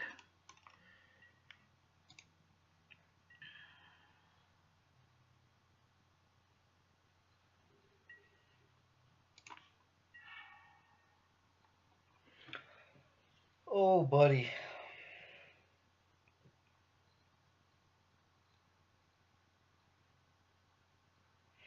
Yeah, I don't think I can do anything here.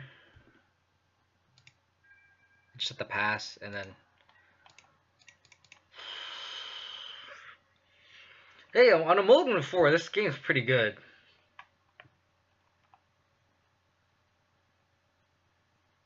So I mean, I just need to rip a damnation here, and I'm in the game, or even just like an engineered explosives.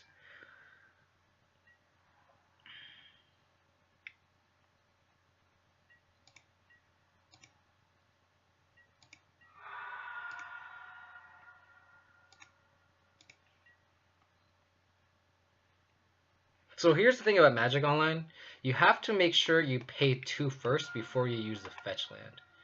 Oh damn! I definitely need an animation here.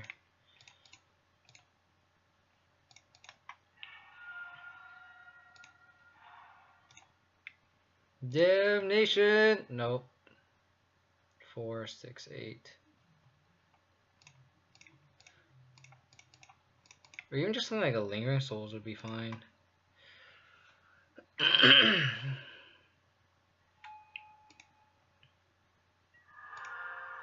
Yeah, mulling to 4 definitely hurt. I mean, I just need like a path. Just 3 more cards would be so helpful here. I mean, I'm surprised I'm in this game. Like,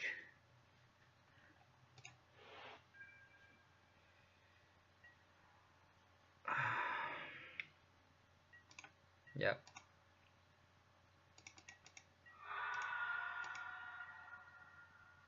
I definitely need a damnation here.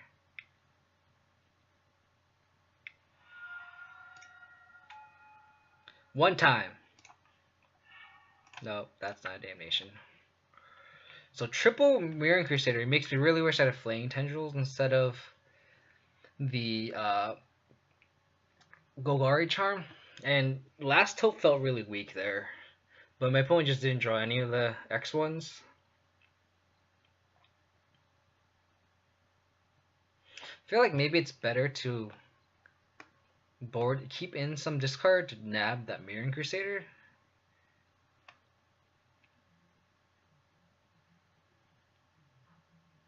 Maybe it's correct to do that. Take out the Gideon, maybe.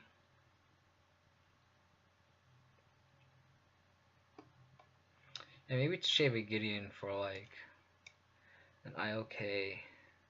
Maybe that would have been better on the draw.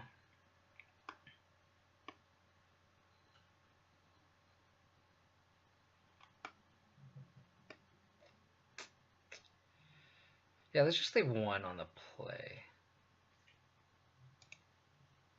See if I get punished for it. Jesus, give me a functional hand. I'll take that.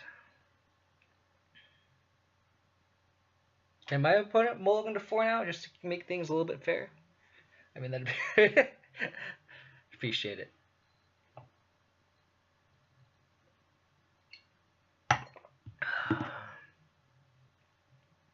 Yeah, dude, if I just didn't mulligan to Oblivion that game, I mean, that was fairly close, I'd argue.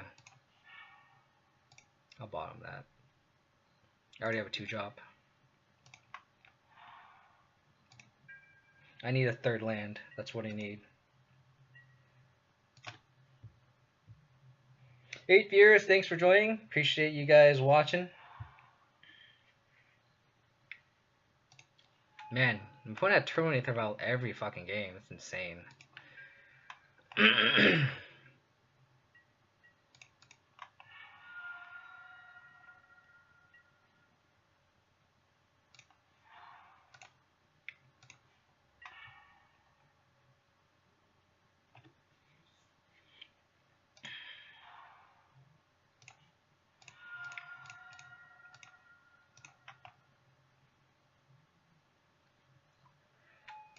Play the Goyf here.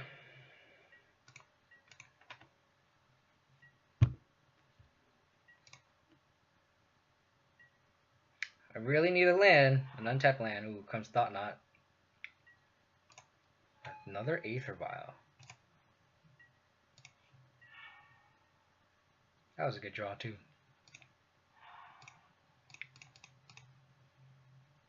That means no Thought Knot in hand. It's good for me, I think.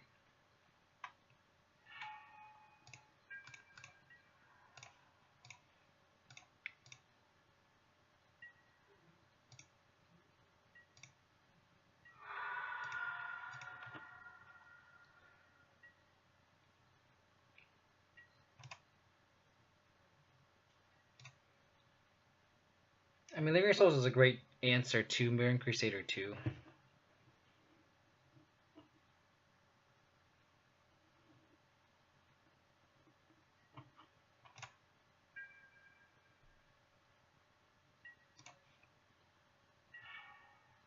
More Lingering Souls, just what I need.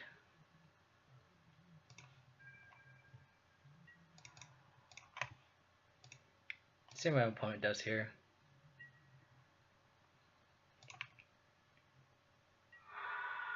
No blocks.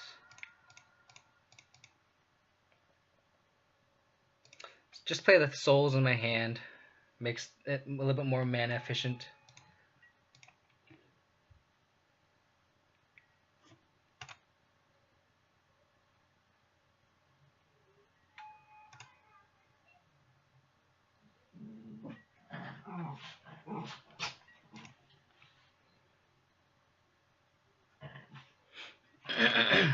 I mean, he's gonna have to deal with these flyers.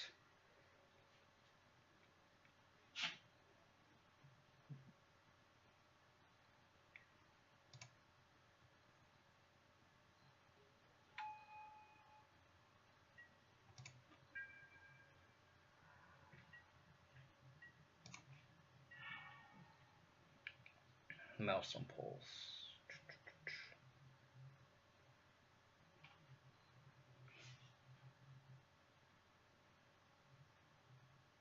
See what 3-drop he has.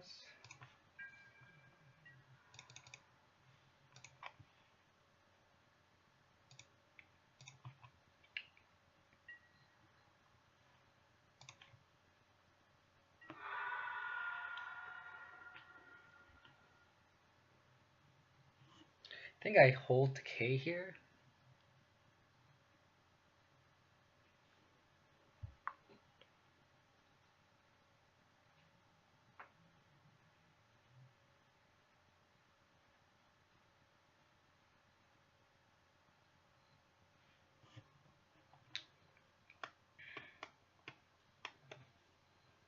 I think I hold Decay here.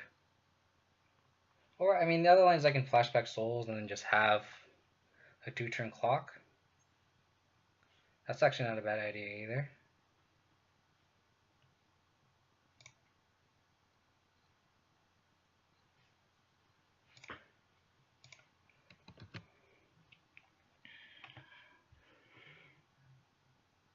Let's just wait.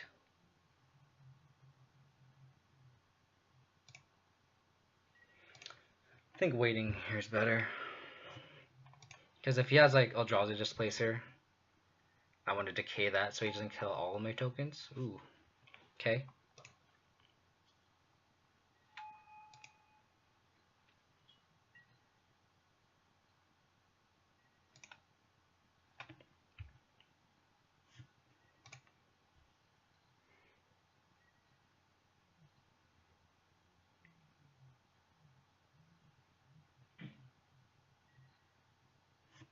Thought Knot's here, huh?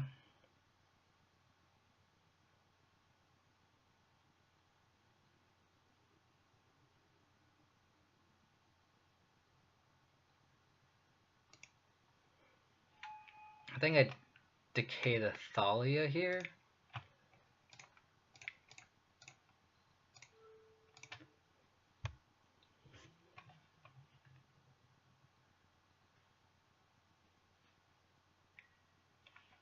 Oh, he has Resto. I'm such an idiot.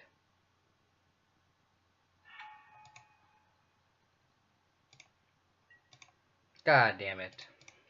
Could have won this game. Didn't play around Resto.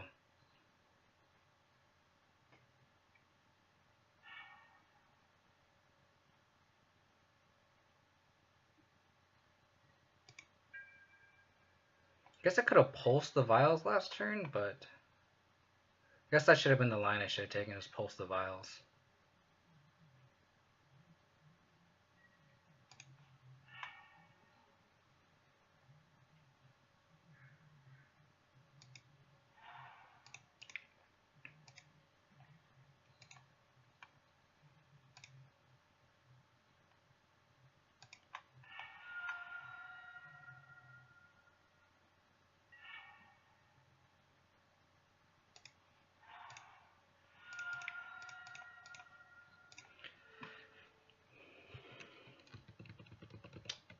Oh crap, I forgot about Thalia. I'm just punting this game now. Oh my god. Oh goodness. I just punted this game. I am sorry, guys.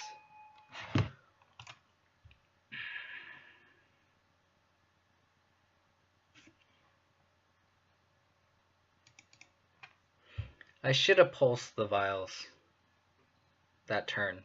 I just didn't think about it. No, I punted this game. No bueno. Oh, why? I mean, I don't even have enough mana to go like land damnation either.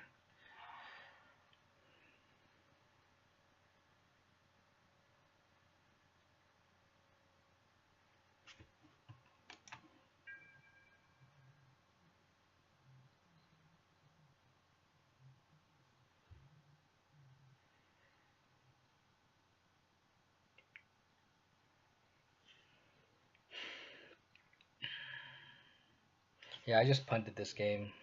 I should have pulsed the vials. Because that would just force the issue here.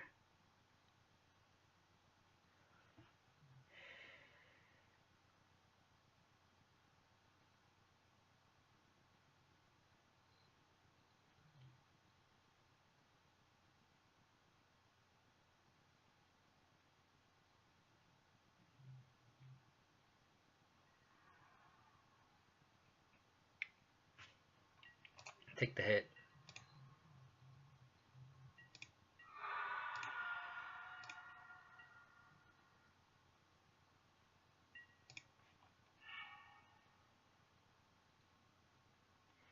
Seven.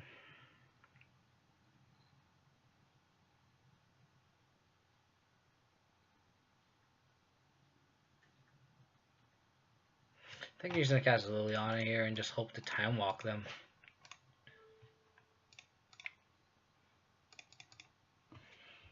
And if they ghost quarter me, they ghost quarter me.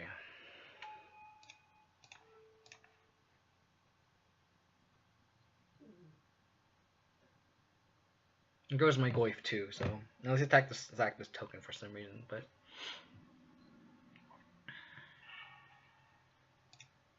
it's interesting.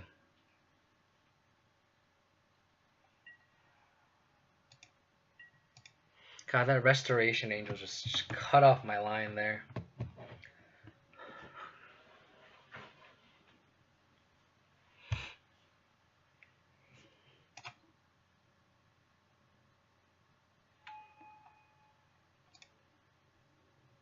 My opponent just having double, just 8th wild turn 1 every game just is awful too. It's hard because like you don't know if you should decay the 8th of Valor or not.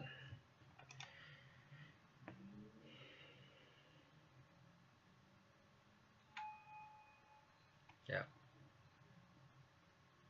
I'm just gonna concede here.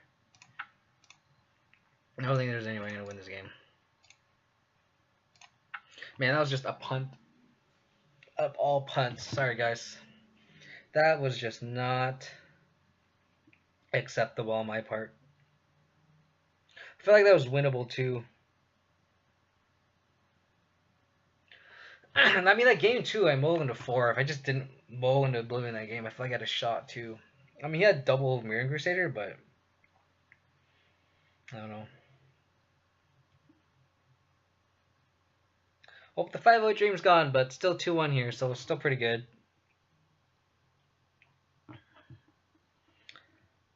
So I played against a Jolly Tron and Living End, 2 bad matchups that I won, and I played against Death and Taxes, which should be a winnable matchup, and I lost to it. Oh, that's magic, right? That is magic. Jake Shoes. Solid hand. Painful, but solid.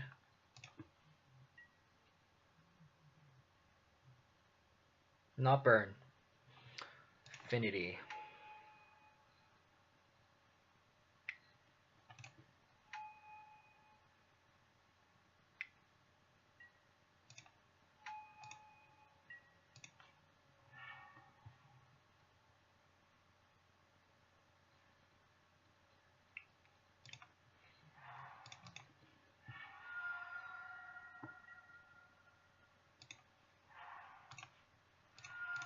Hopefully there's only one payoff card in here. Rewarded.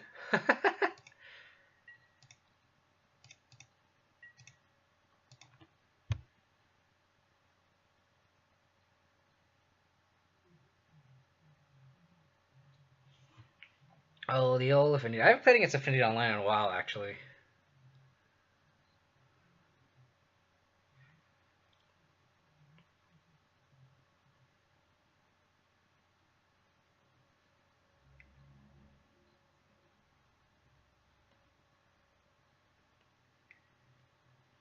Yep.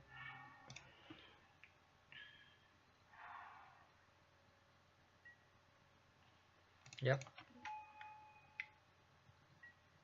Oh, God, for real? Oh, I needed to decay off the top.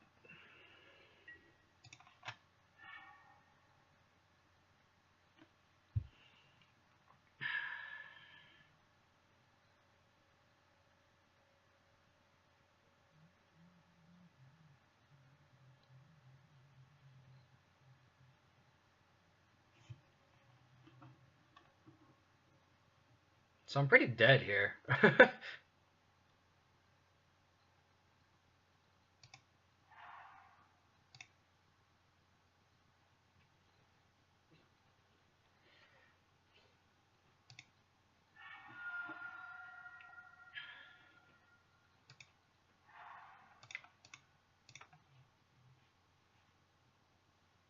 Cast the Goyf, I guess.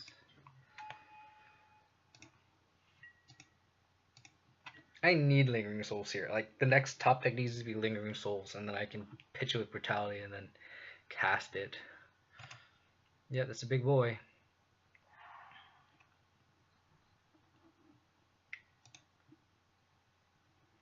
That was a gnarly top deck.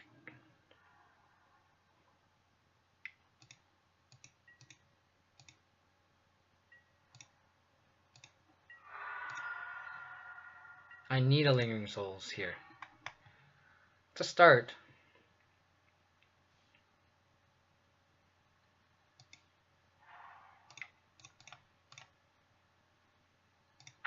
Escalate, -2 by -2 drain. Discard these Thought Seizes.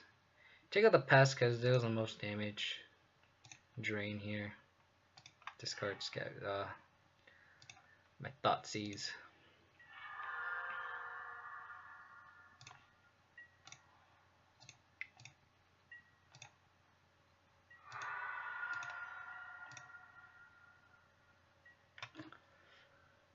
Oh, that cranial pitting so bad for us. Wow. That is almost game.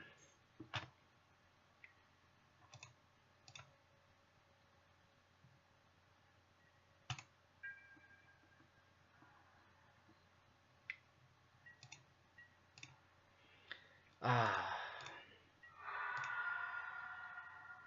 Man, that was gross.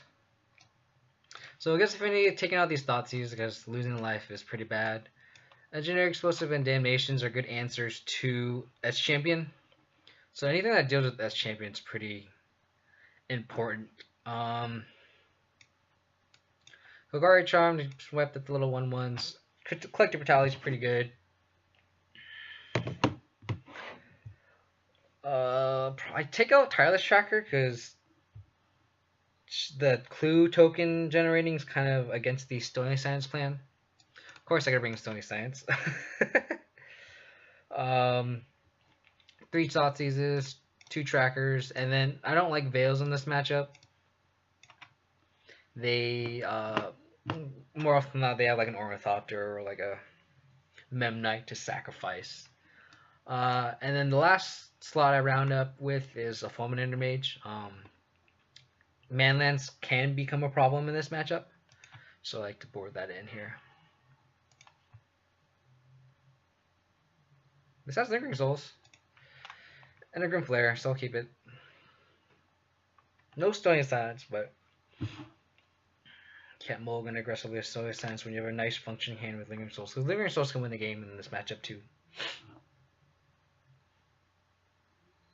I also like keeping in IOKs. There's kind of a bit of discrepancy between people who like to keep in and not keep in Inquisition and Kozilek. And I like it. I like keeping in the 3 just because nabbing it as champion or cranial plating before it comes down is pretty good. This guy's either tanking or...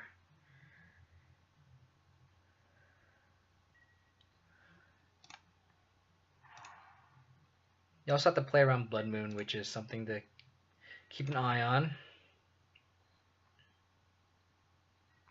But I don't think this hand can play around Blood Moon. Unless I get like a Verdant Catacombs. That's fine.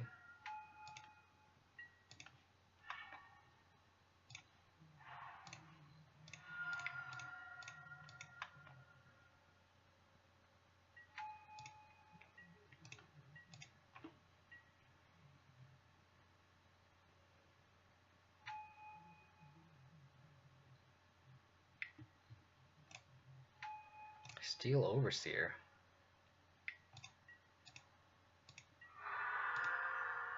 Killing that bitch.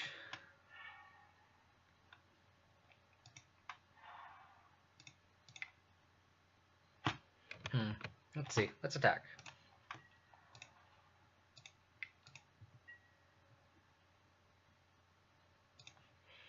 Trigger on the stack. The old Swamperino. Oh, so good.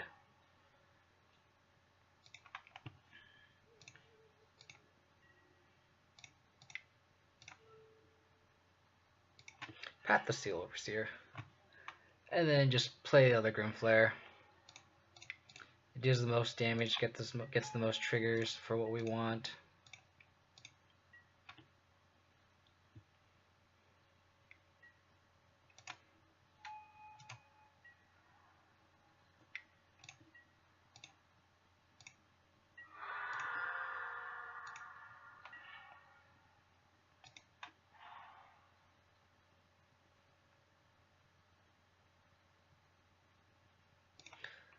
Swing with both. We're in a nice racing situation. I don't have to cast his Abrupt Decay if I don't want to.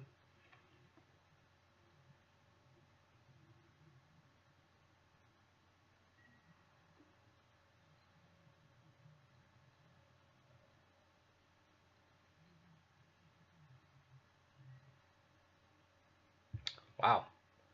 Is he just gonna let the module happen? That's insane if he does. And if he wants to sack his board, it's fine too.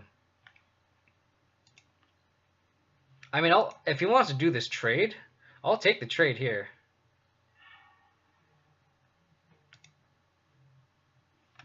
I see.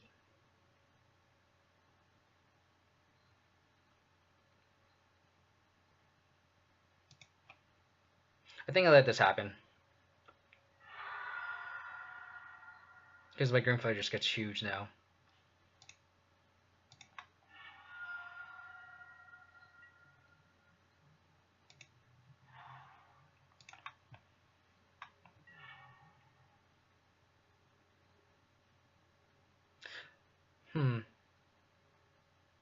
I actually like keeping one. Yeah, I need to keep a sorcery in the bin. So I'll keep one of the IOKs on top and then I'll flash the other one back. I'll flash the Lingering Souls. Like, that's the only sorcery. The Lingering Souls is the only sorcery I have in my graveyard. So I'm going to flash back the Lingering Souls, bin one Inquisition, so I can keep the Delirium going. That makes sense.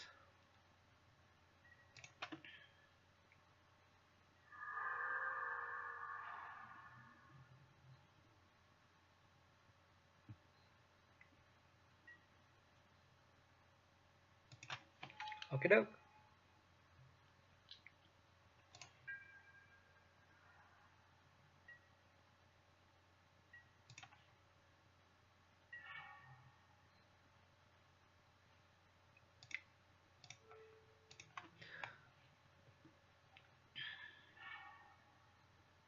Wow. I'll take the Aether Grid, thanks. So it's Galvanic Blast and Vault Scourge.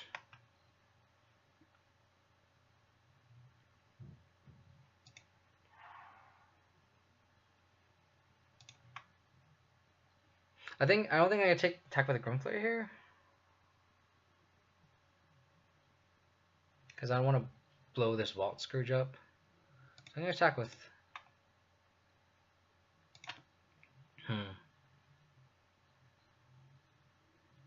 I can attack with both. And then slam the other Lingering Souls.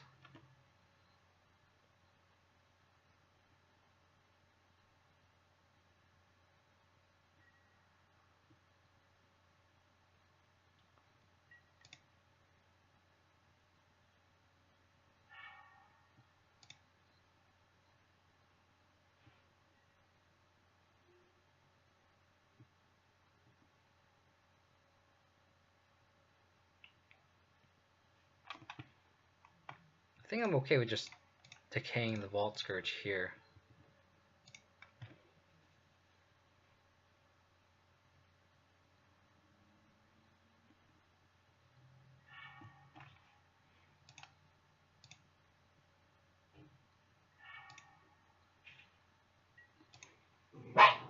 Hey!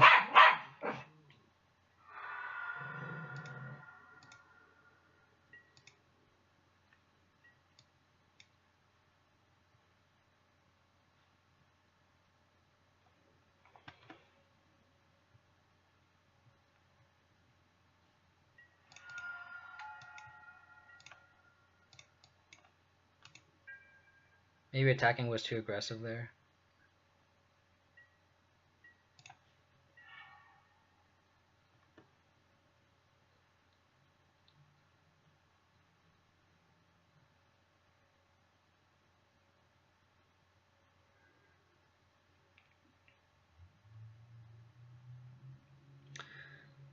I think at this point of the game, I think I just try to win the game with souls.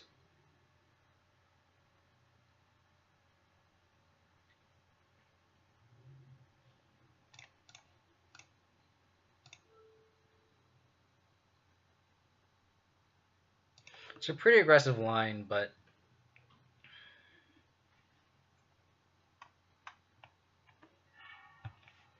because this Ravager's not going to do anything here.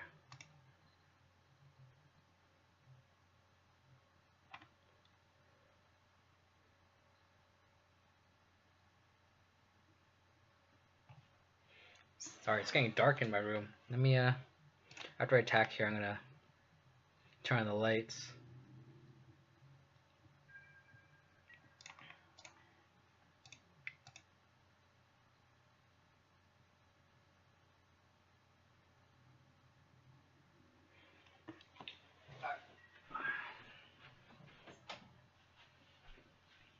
Better.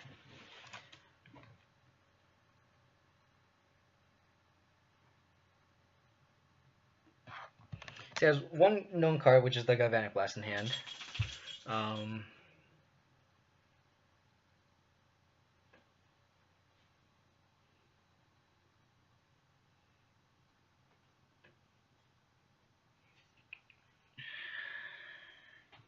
Ravager's such a good card.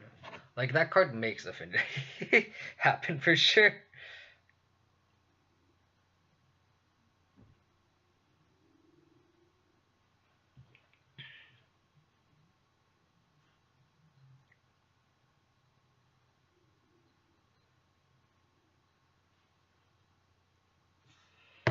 Come on. I don't think my opponent knows about the souls in my hand.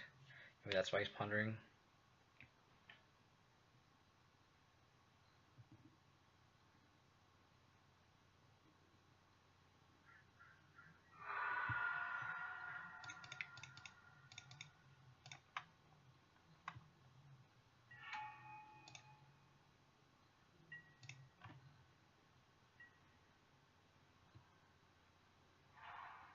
Two-week moth is pretty good.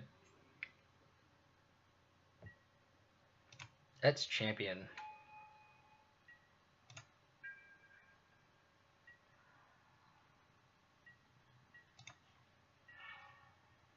God, give me a removal spell here.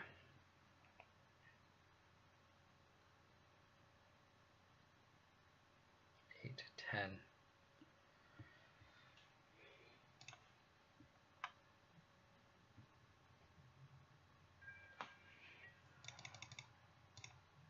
I mean, that champion's naked here, and I can't even deal with it.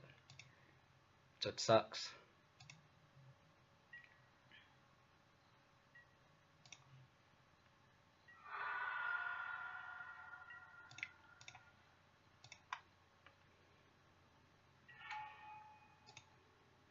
So 1, 2, 9, 10.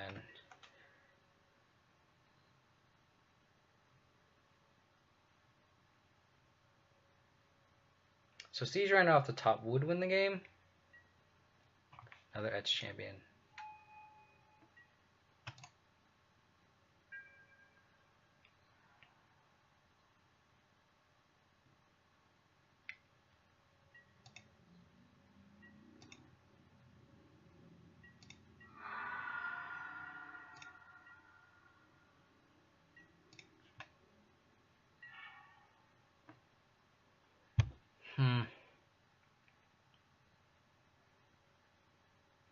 I think that wins the game here.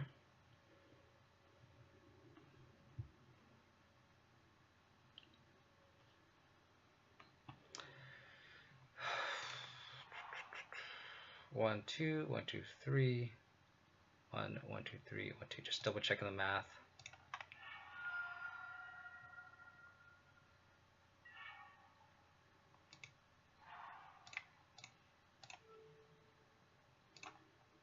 This is a weird game.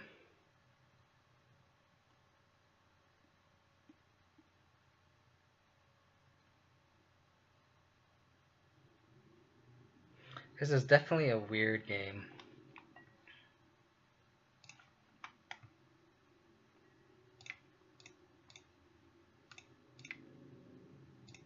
Just make sure I don't click the wrong card.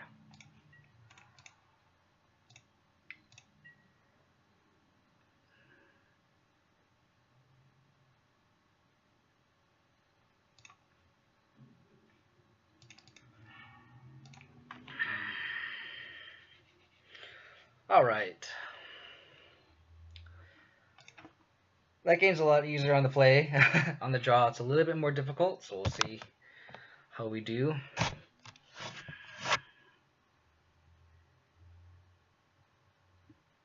think I'm gonna mulligan here.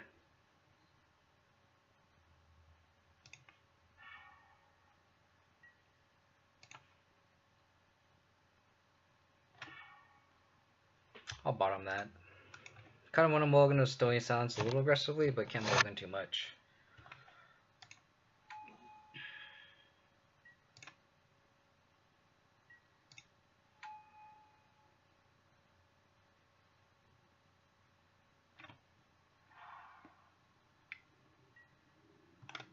Wow. Nice hand.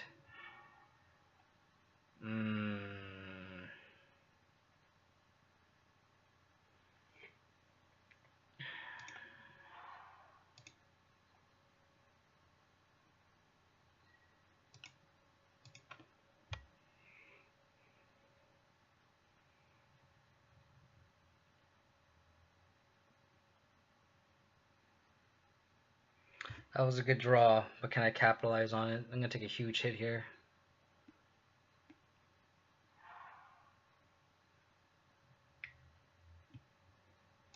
Yeah.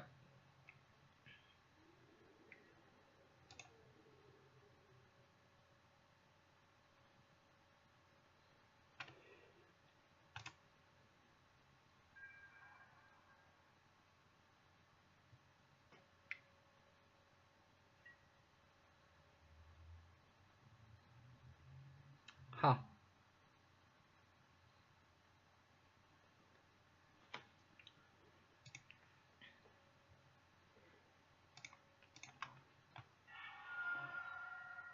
That actually works out perfectly for me, as long as he doesn't have another... Oh. Yeah, this works out perfectly because there's one card in hand. Stand the Stony Slants here.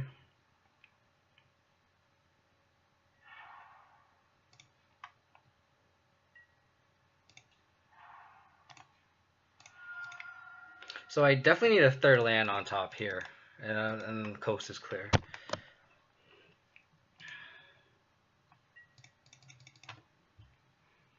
Come on, third land, untapped. Come on, baby.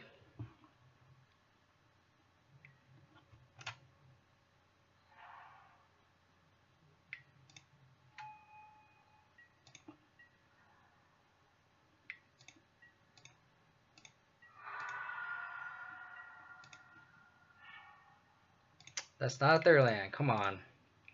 My hand's like wanting to cast these 3-drops. Come on.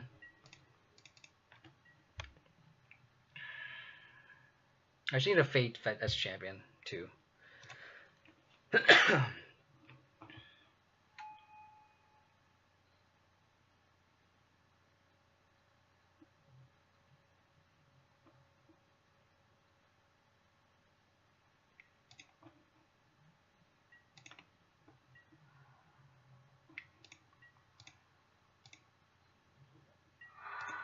Come on. Yes, thank God.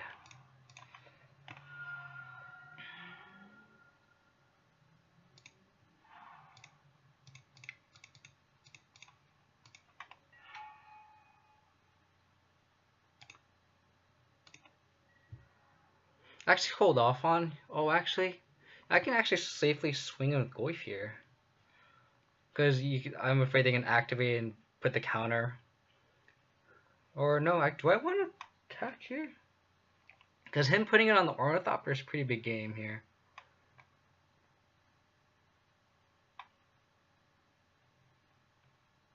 Yeah, I think him putting on the Ornithopter is not that big of a deal here.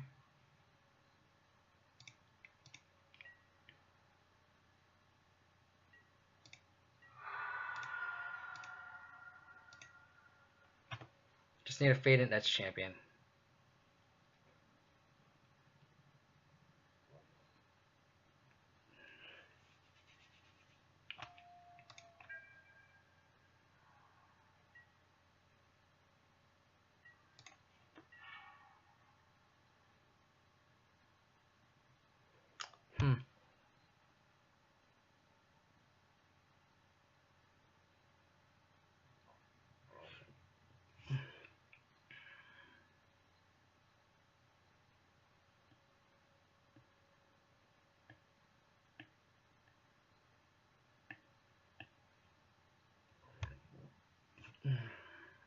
I think I just bash with Goyf again, right? Bash with Goyf. Play Fulminator Mage. Or I could play Lingering Souls. Yeah, let's just bash here with Fulminator, with Targoyf.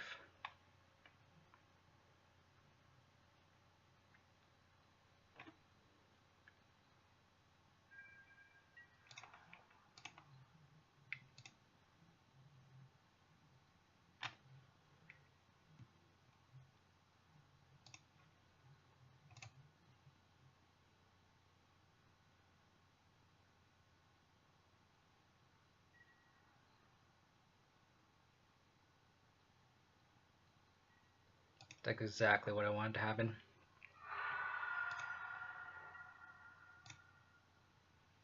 Now my Goyf gets huge, and he put it on the Ink Moth Nexus that my Fulminator Mage can answer easily.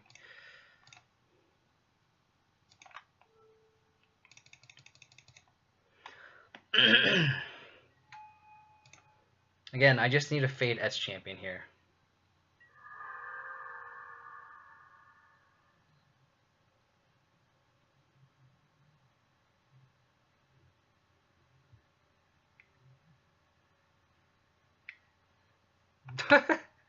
Of course.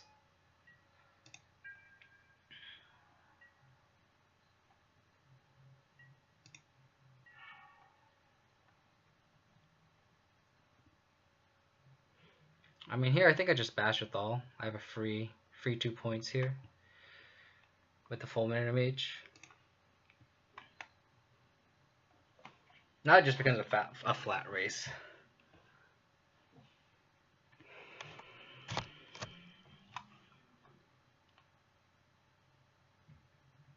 No, actually, do I fit in the Fulminator Mage here?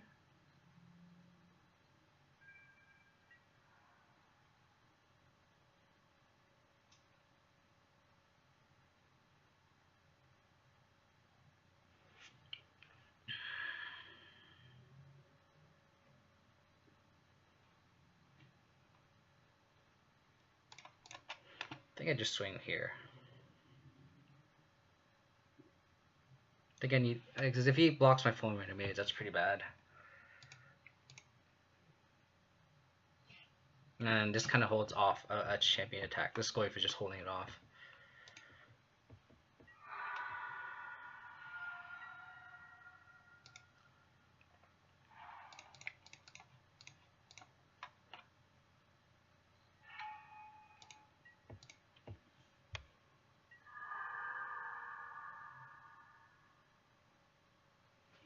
I mean, this game's pretty, like, this game's actually closer than it seems, even though I have Stony Silence.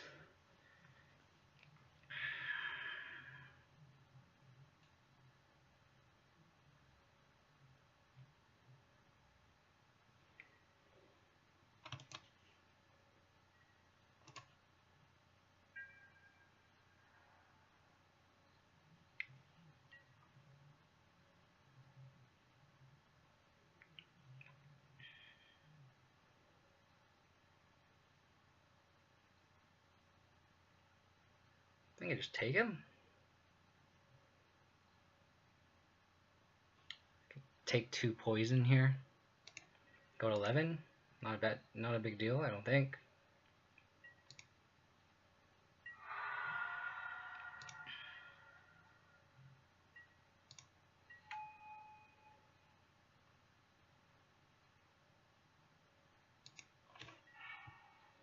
Scavenging Ooze.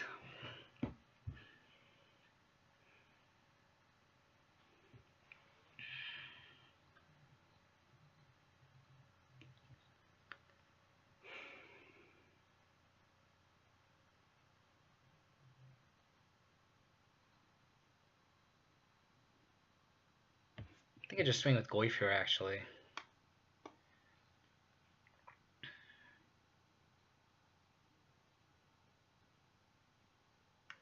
Attack with Goyf. Blocks with the Ornithopter. Because I don't want to walk my Spirit into the Inkmoth Nexus. I'm getting it and sacrificing my Fulminator. Like, my Fulminator Mage is just keeping these guys in check too.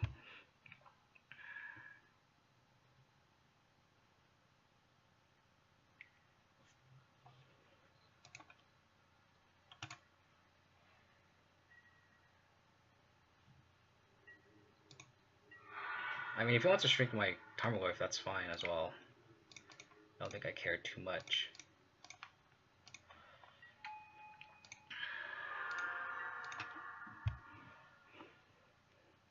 Because now I can just freely blow up this Blinkmoth Nexus with Fulminator Mage, and it's like, okay, like this Blinkmoth Nexus is actually keeping my spirits in check, and then I can just easily just blow this up at the end of his turn, and then just freely swing with all my spirits and rhinos and just double souls, and I win the game there. So it's pretty easy. Alright, I gotta go to the bathroom again. I'll be right back.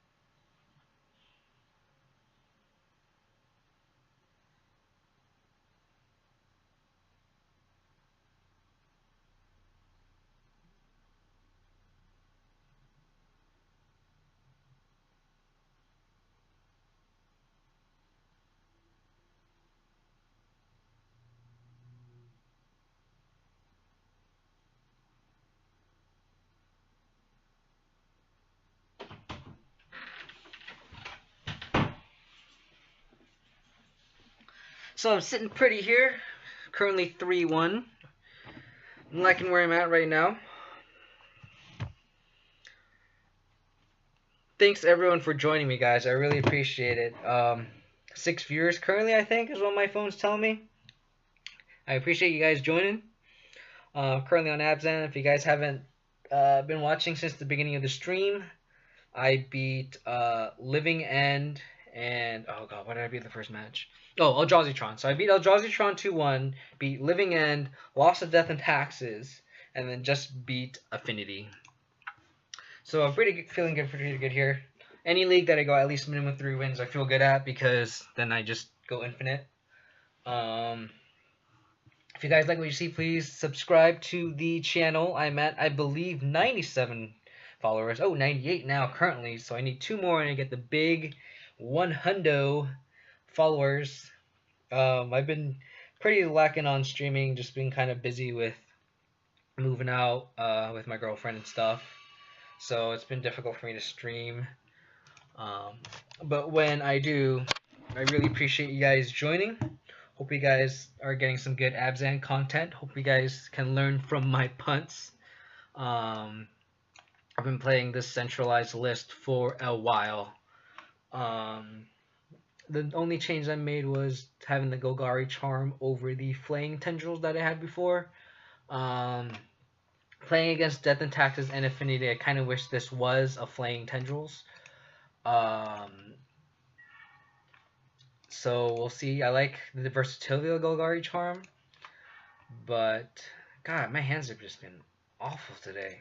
Like I just been mulliganing a lot. Like the match against Death and Taxes, I mulliganed before. Albeit it was a close game. I don't think I can mulligan this hand either.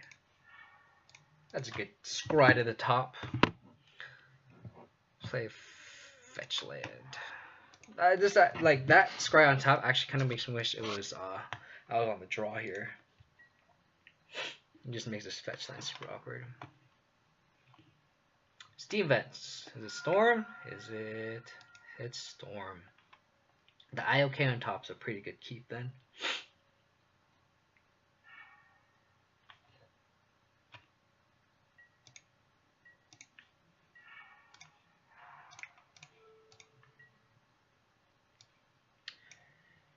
Desperate Ritual, Electromancer, Manamorphose, Pyretic Ritual, Remand.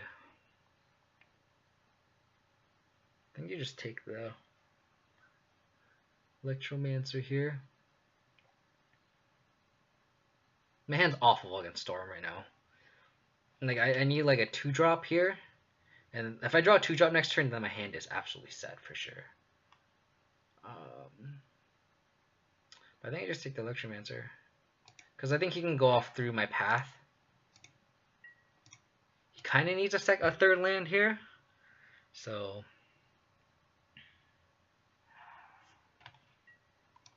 whatever I cast, he's just going to remand.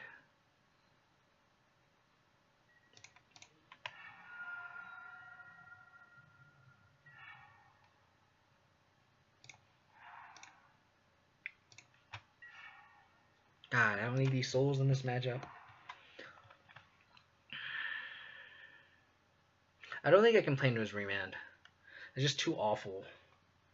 I think I have to. Like, I need to put pressure on him. And even though it's going to get remanded, I have to.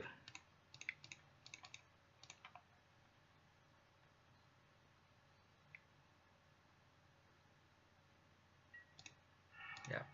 I mean, maybe it's correct to take the remand, but his hand's just all rituals and a Past in Flames, which is fine.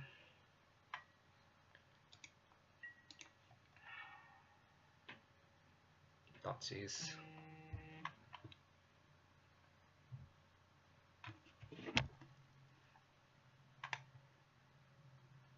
I mean, you can just, like, I can't just sit on not playing anything. So I think I just have to commit to the board here and just play Lingering Soul and hope I don't die. No, Thoughtseize is a good draw, but I need pressure here. Even if it's shitty 2/1/1s, it's something. It's better than nothing.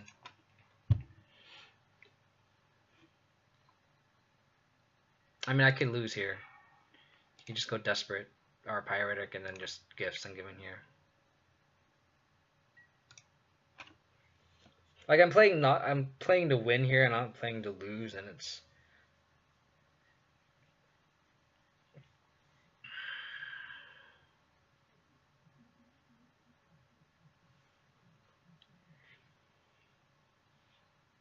My opponent top decking gifts is pretty nice too. I mean, maybe it's correct to play Remand, but like I would have no threats here.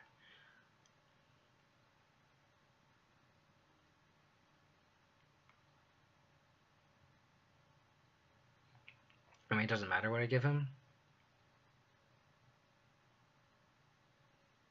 So I just give him both dorks, I guess. I'm definitely banning the Manamorphose.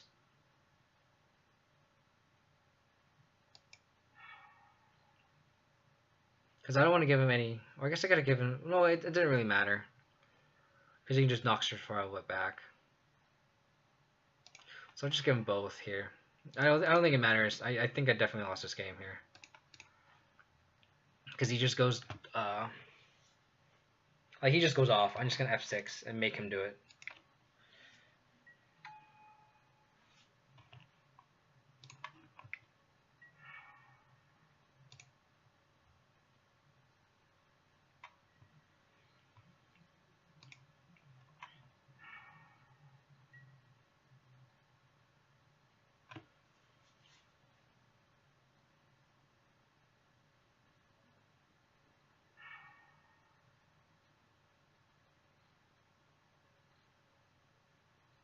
Did he whiff here?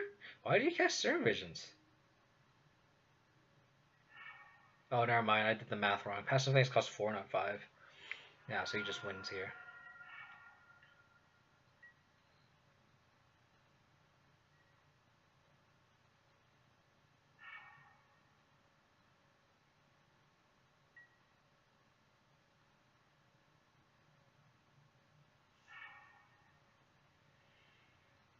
Yep.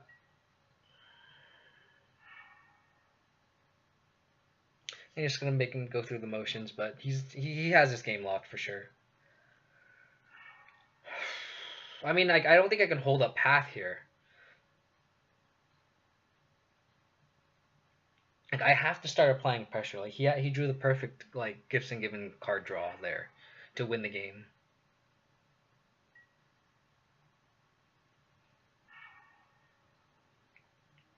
I mean, I needed to have a 2-drop. Because tapping out for Lingering Souls is just awful.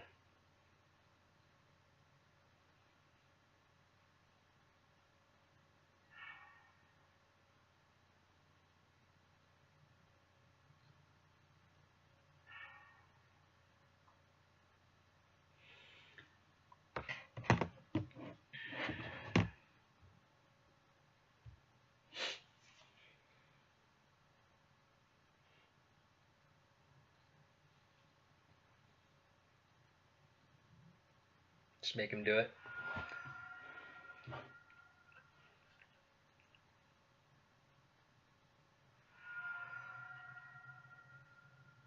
He probably has. We can just pass in flames, grape shot. How much does it cost to pass in flames? 4 + 1. Oh yeah, he got me.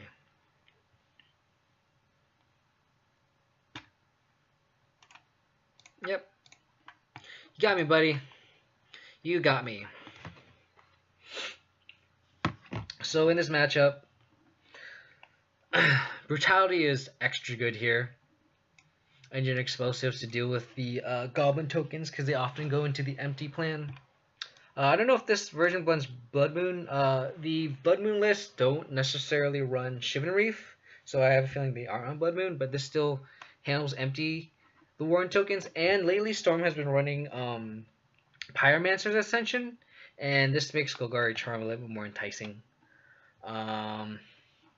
Most Impulse to deal with creatures and Pyromancer's Ascension and the mana creatures, and boarding in these Yard Hates because they're pretty good. Last Toad's pretty lackluster. Tireless Tracker is just way too slow. Boarding out all these souls because as you saw game 1, they were pretty awful. And then I like cutting a path here, or trimming a path here because ramping their 2-drop is a little awkward, and leaving wide open is probably really the most awkward color to leave up for removal. Um, but yeah, we'll see how this goes. Hopefully, I have a little bit more better functioning hand knowing what I'm playing against game 2. But yeah, hopefully I can go 4-1. Hopefully I can win, string some wins together.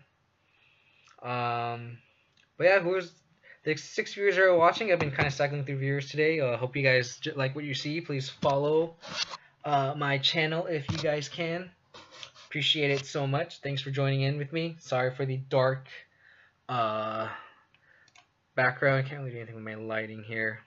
I guess I can kind of go like that. I guess that's better. I have to change around a little bit. My light is a little blinding, so I guess I'll play it like this.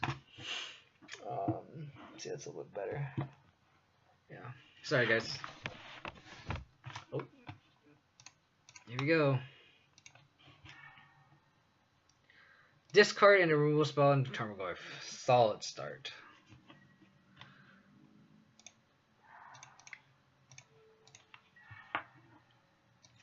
Desperate Gifts, Opt, Serum Version, Slide Hand.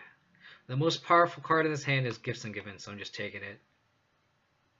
I mean, it's just like Cantrip, or Ritual. Gifts is the most powerful card, just take it. Simple as that.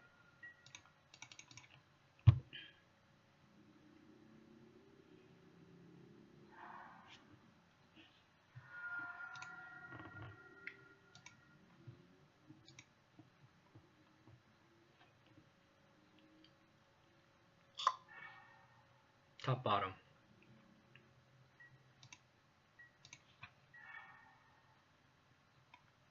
Let's get an answer to Pyromancer's Ascension if they have it.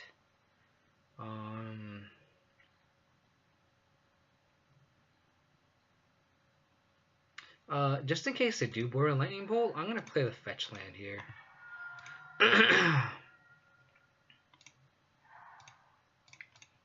Just to play around Lightning Bolt. You never know what they might board it in. Good old Abzan. Thanks, Lid Panther, for joining me. Hope you bring us some good luck here. Lost game 1 against Storm. Typically a good matchup, but my hand was way too clunky with Lingering Souls and Siege Rhino. But the good old Abzan, yes sir.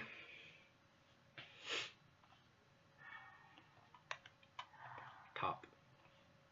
Okay, so probably a sleight of hand. Yeah.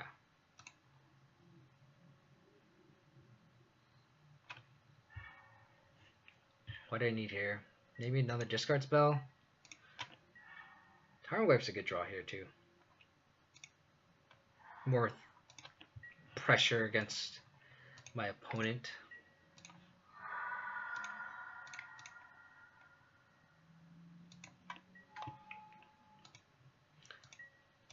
Still a 3-turn clock here, which is kind of awkward.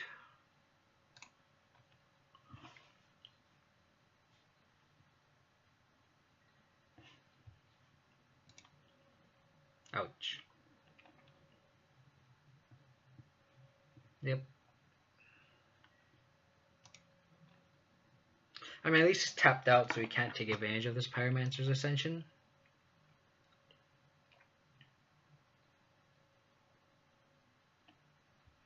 I mean, this is pretty cool tech here. This is like totally old school Pyromancer's Ascension.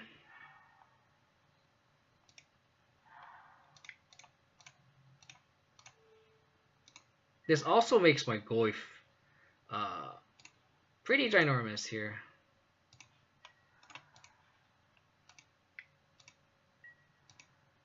So the big question is, do I cast a discard spell here, or do I hold out Fatal Push? I feel like they board out their mana creatures, right? So I feel like holding out Fatal Push isn't the best idea.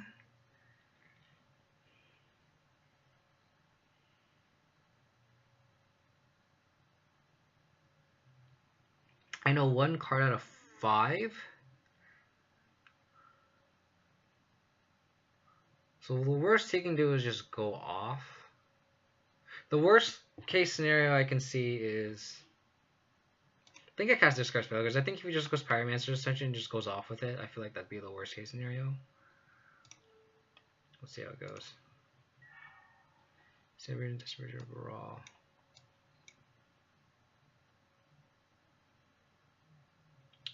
So Brawl is definitely the take here.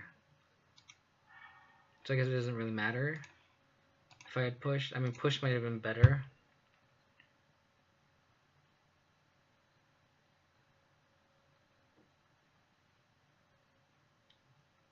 So it's good information that he kept in Brawl. It's good to know that.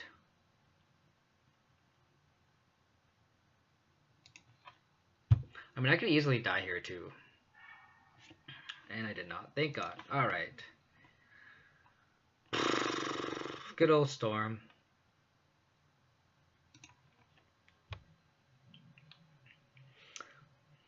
I mean, the Pyromancer Ascension is pretty sick. Pretty sick tech.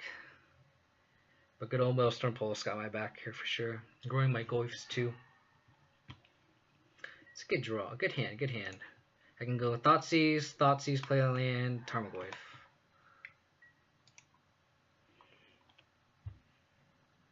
I mean, I wish this was untapped, but beggars can't be choosers. I mean, I kind of want to cast a Discard Spell turn 2 anyway. So, top is not good. Veil is a very good draw.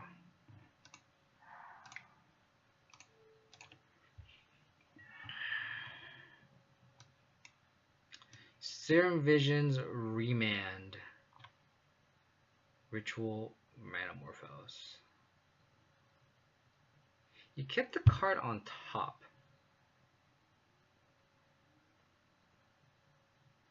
Makes me want to take the Remand here. Kind of slows me down.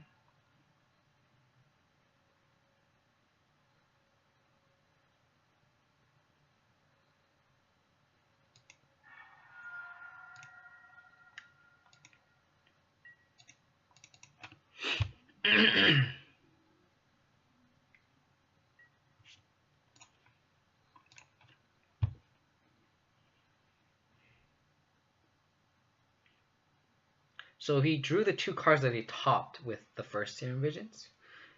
So I get to see exactly what he's going to be, what he drew here. So he's just going all out here. So every card he kept on top with the scry he's drawn in hand, he has in hand right now. So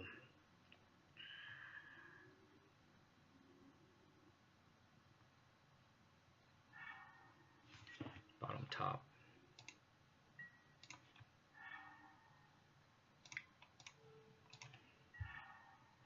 Slight Metamorphose, Hierarch Ritual. So this guy's scary because his hand's very, very redundant here.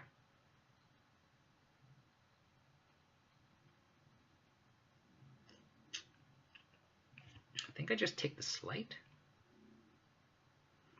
I mean, the Metamorphose is the most scary because it does cantrip.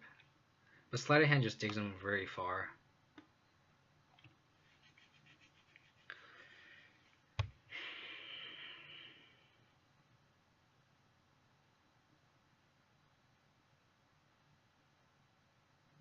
I mean, his hand's pretty Thoughtseize proof, which is good for him.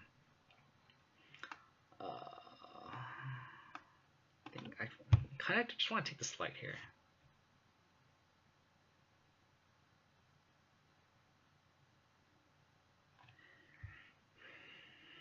Because Metamorphose, because I feel like he's just gonna keep digging because his hand's awful right now for what it is. I'm just gonna take the Slight, so he has to keep building. And the next turn I can just play Goif, hold up Fatal Push. Yeah.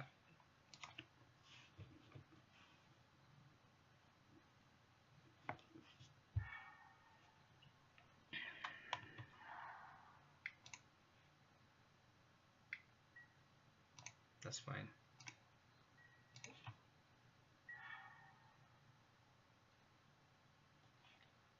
Three cards in hand.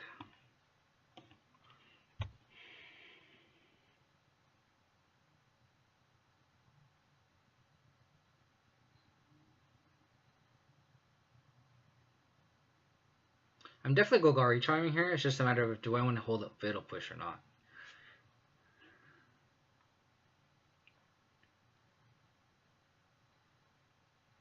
I think the answer is yes. I think I definitely want to hold up Fatal Push.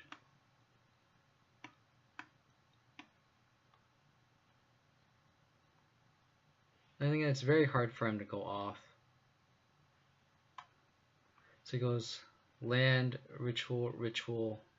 So he goes land, so he goes plays a dude, ritual to 2, to 3, 4, to 3, 4, Past in Flames is too much. So he needs literally land, mana dork to go dork, land, 3, 4, 5, Past in Flames goes off. But even then?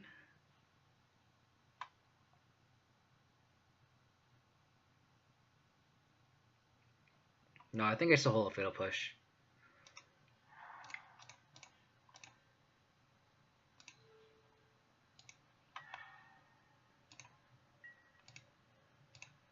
Because next turn I can just play Goif, hold a Fatal Push again, and then next turn just go off with the Liliana.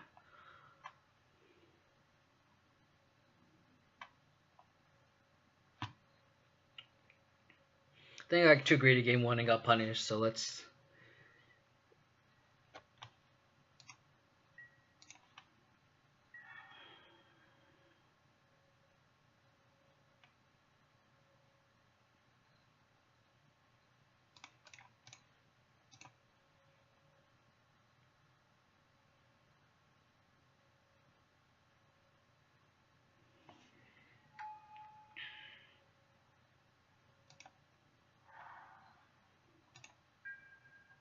Don't want to play the IOK yet.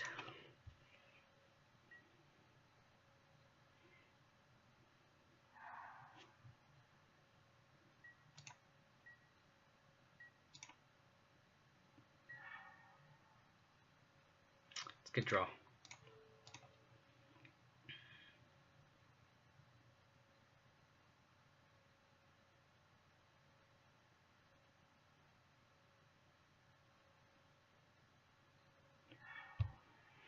Desperate, Lightning Bolt, Manamorphose. Here's just a bunch of rituals. I think I might actually take the Lightning Bolt here.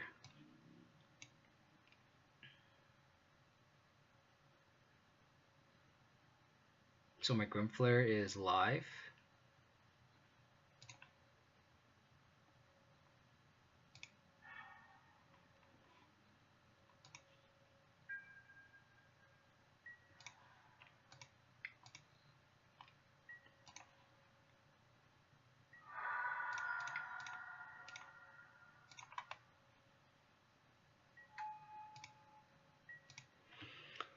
Clock is a little anemic here, but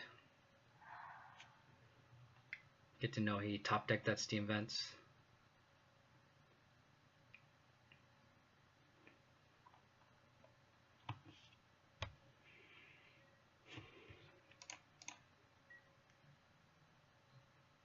I mean, things are looking good for us, but we can definitely lose here for sure. That was a good draw too.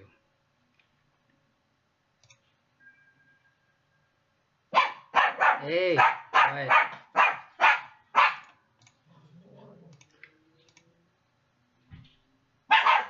Hey! Quiet now.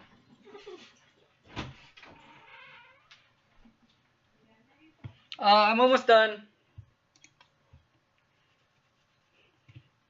Sorry, girlfriend just got home.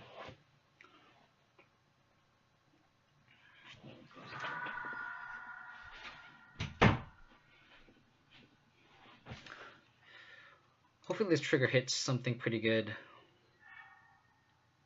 Siege Rhino. 5.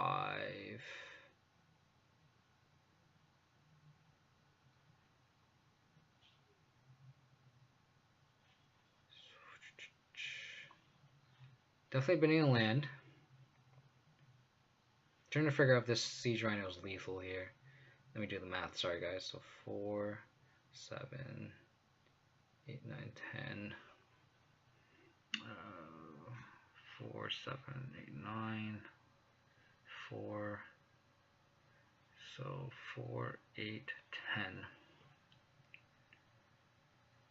So Goif is lethal here.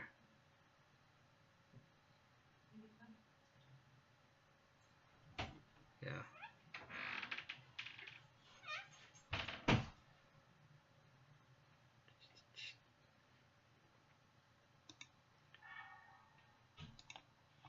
Let's do this. Keep this on top. A 9.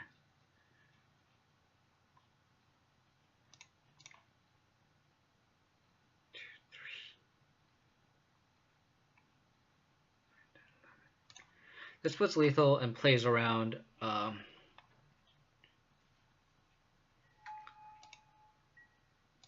Goblin Electromancer. Because I'd argue bidding a rich mana is not the bottleneck here, so playing this Lily on unplussing isn't doing anything.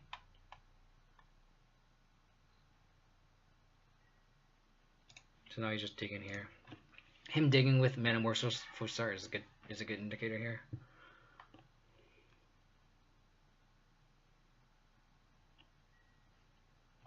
Manamorphose and a Manamorphose. His only out is probably like into empty, and I have the pulse on top.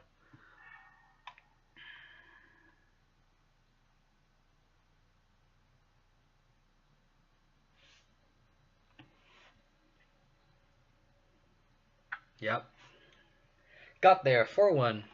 Not a bad result. We only lost Kane to that stupid Death and Taxes game that mulligan to 4 game 2 and almost squeezed that out. And I mildly punted game 3, but pretty solid showing, I think.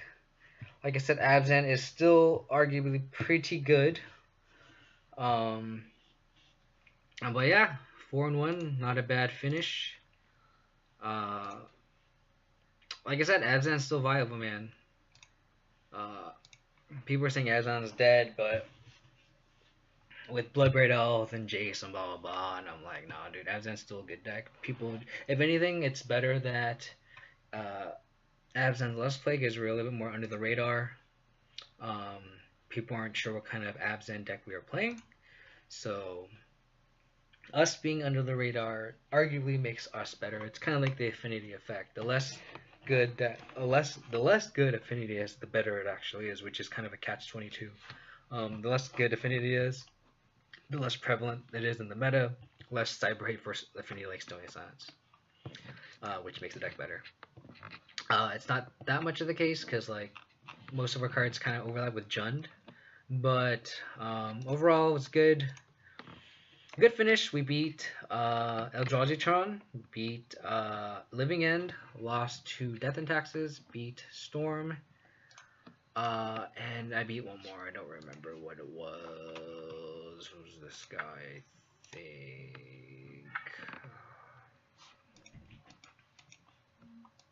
What did I beat game 3? What did I beat? Come on. Yeah, the round against Death and Taxes, I punted pretty hard. Oh, Affinity. I beat Affinity. So beat Eldrazi, beat Living End, lost to Death and Taxes, beat Affinity, beat Storm. So, yeah. Gotta go grab dinner now. Appreciate everyone for joining and tuning in. If you guys liked what you see, please follow my channel. Getting ever closer to my 100 followers. Have 98 currently, I think, if mine's correct. But yeah, thanks for joining, everyone. Hope to see you guys next week. I'm gonna try to stream next week, so if I do, hope to guys catch you then. Thanks, guys. Appreciate it. Bye.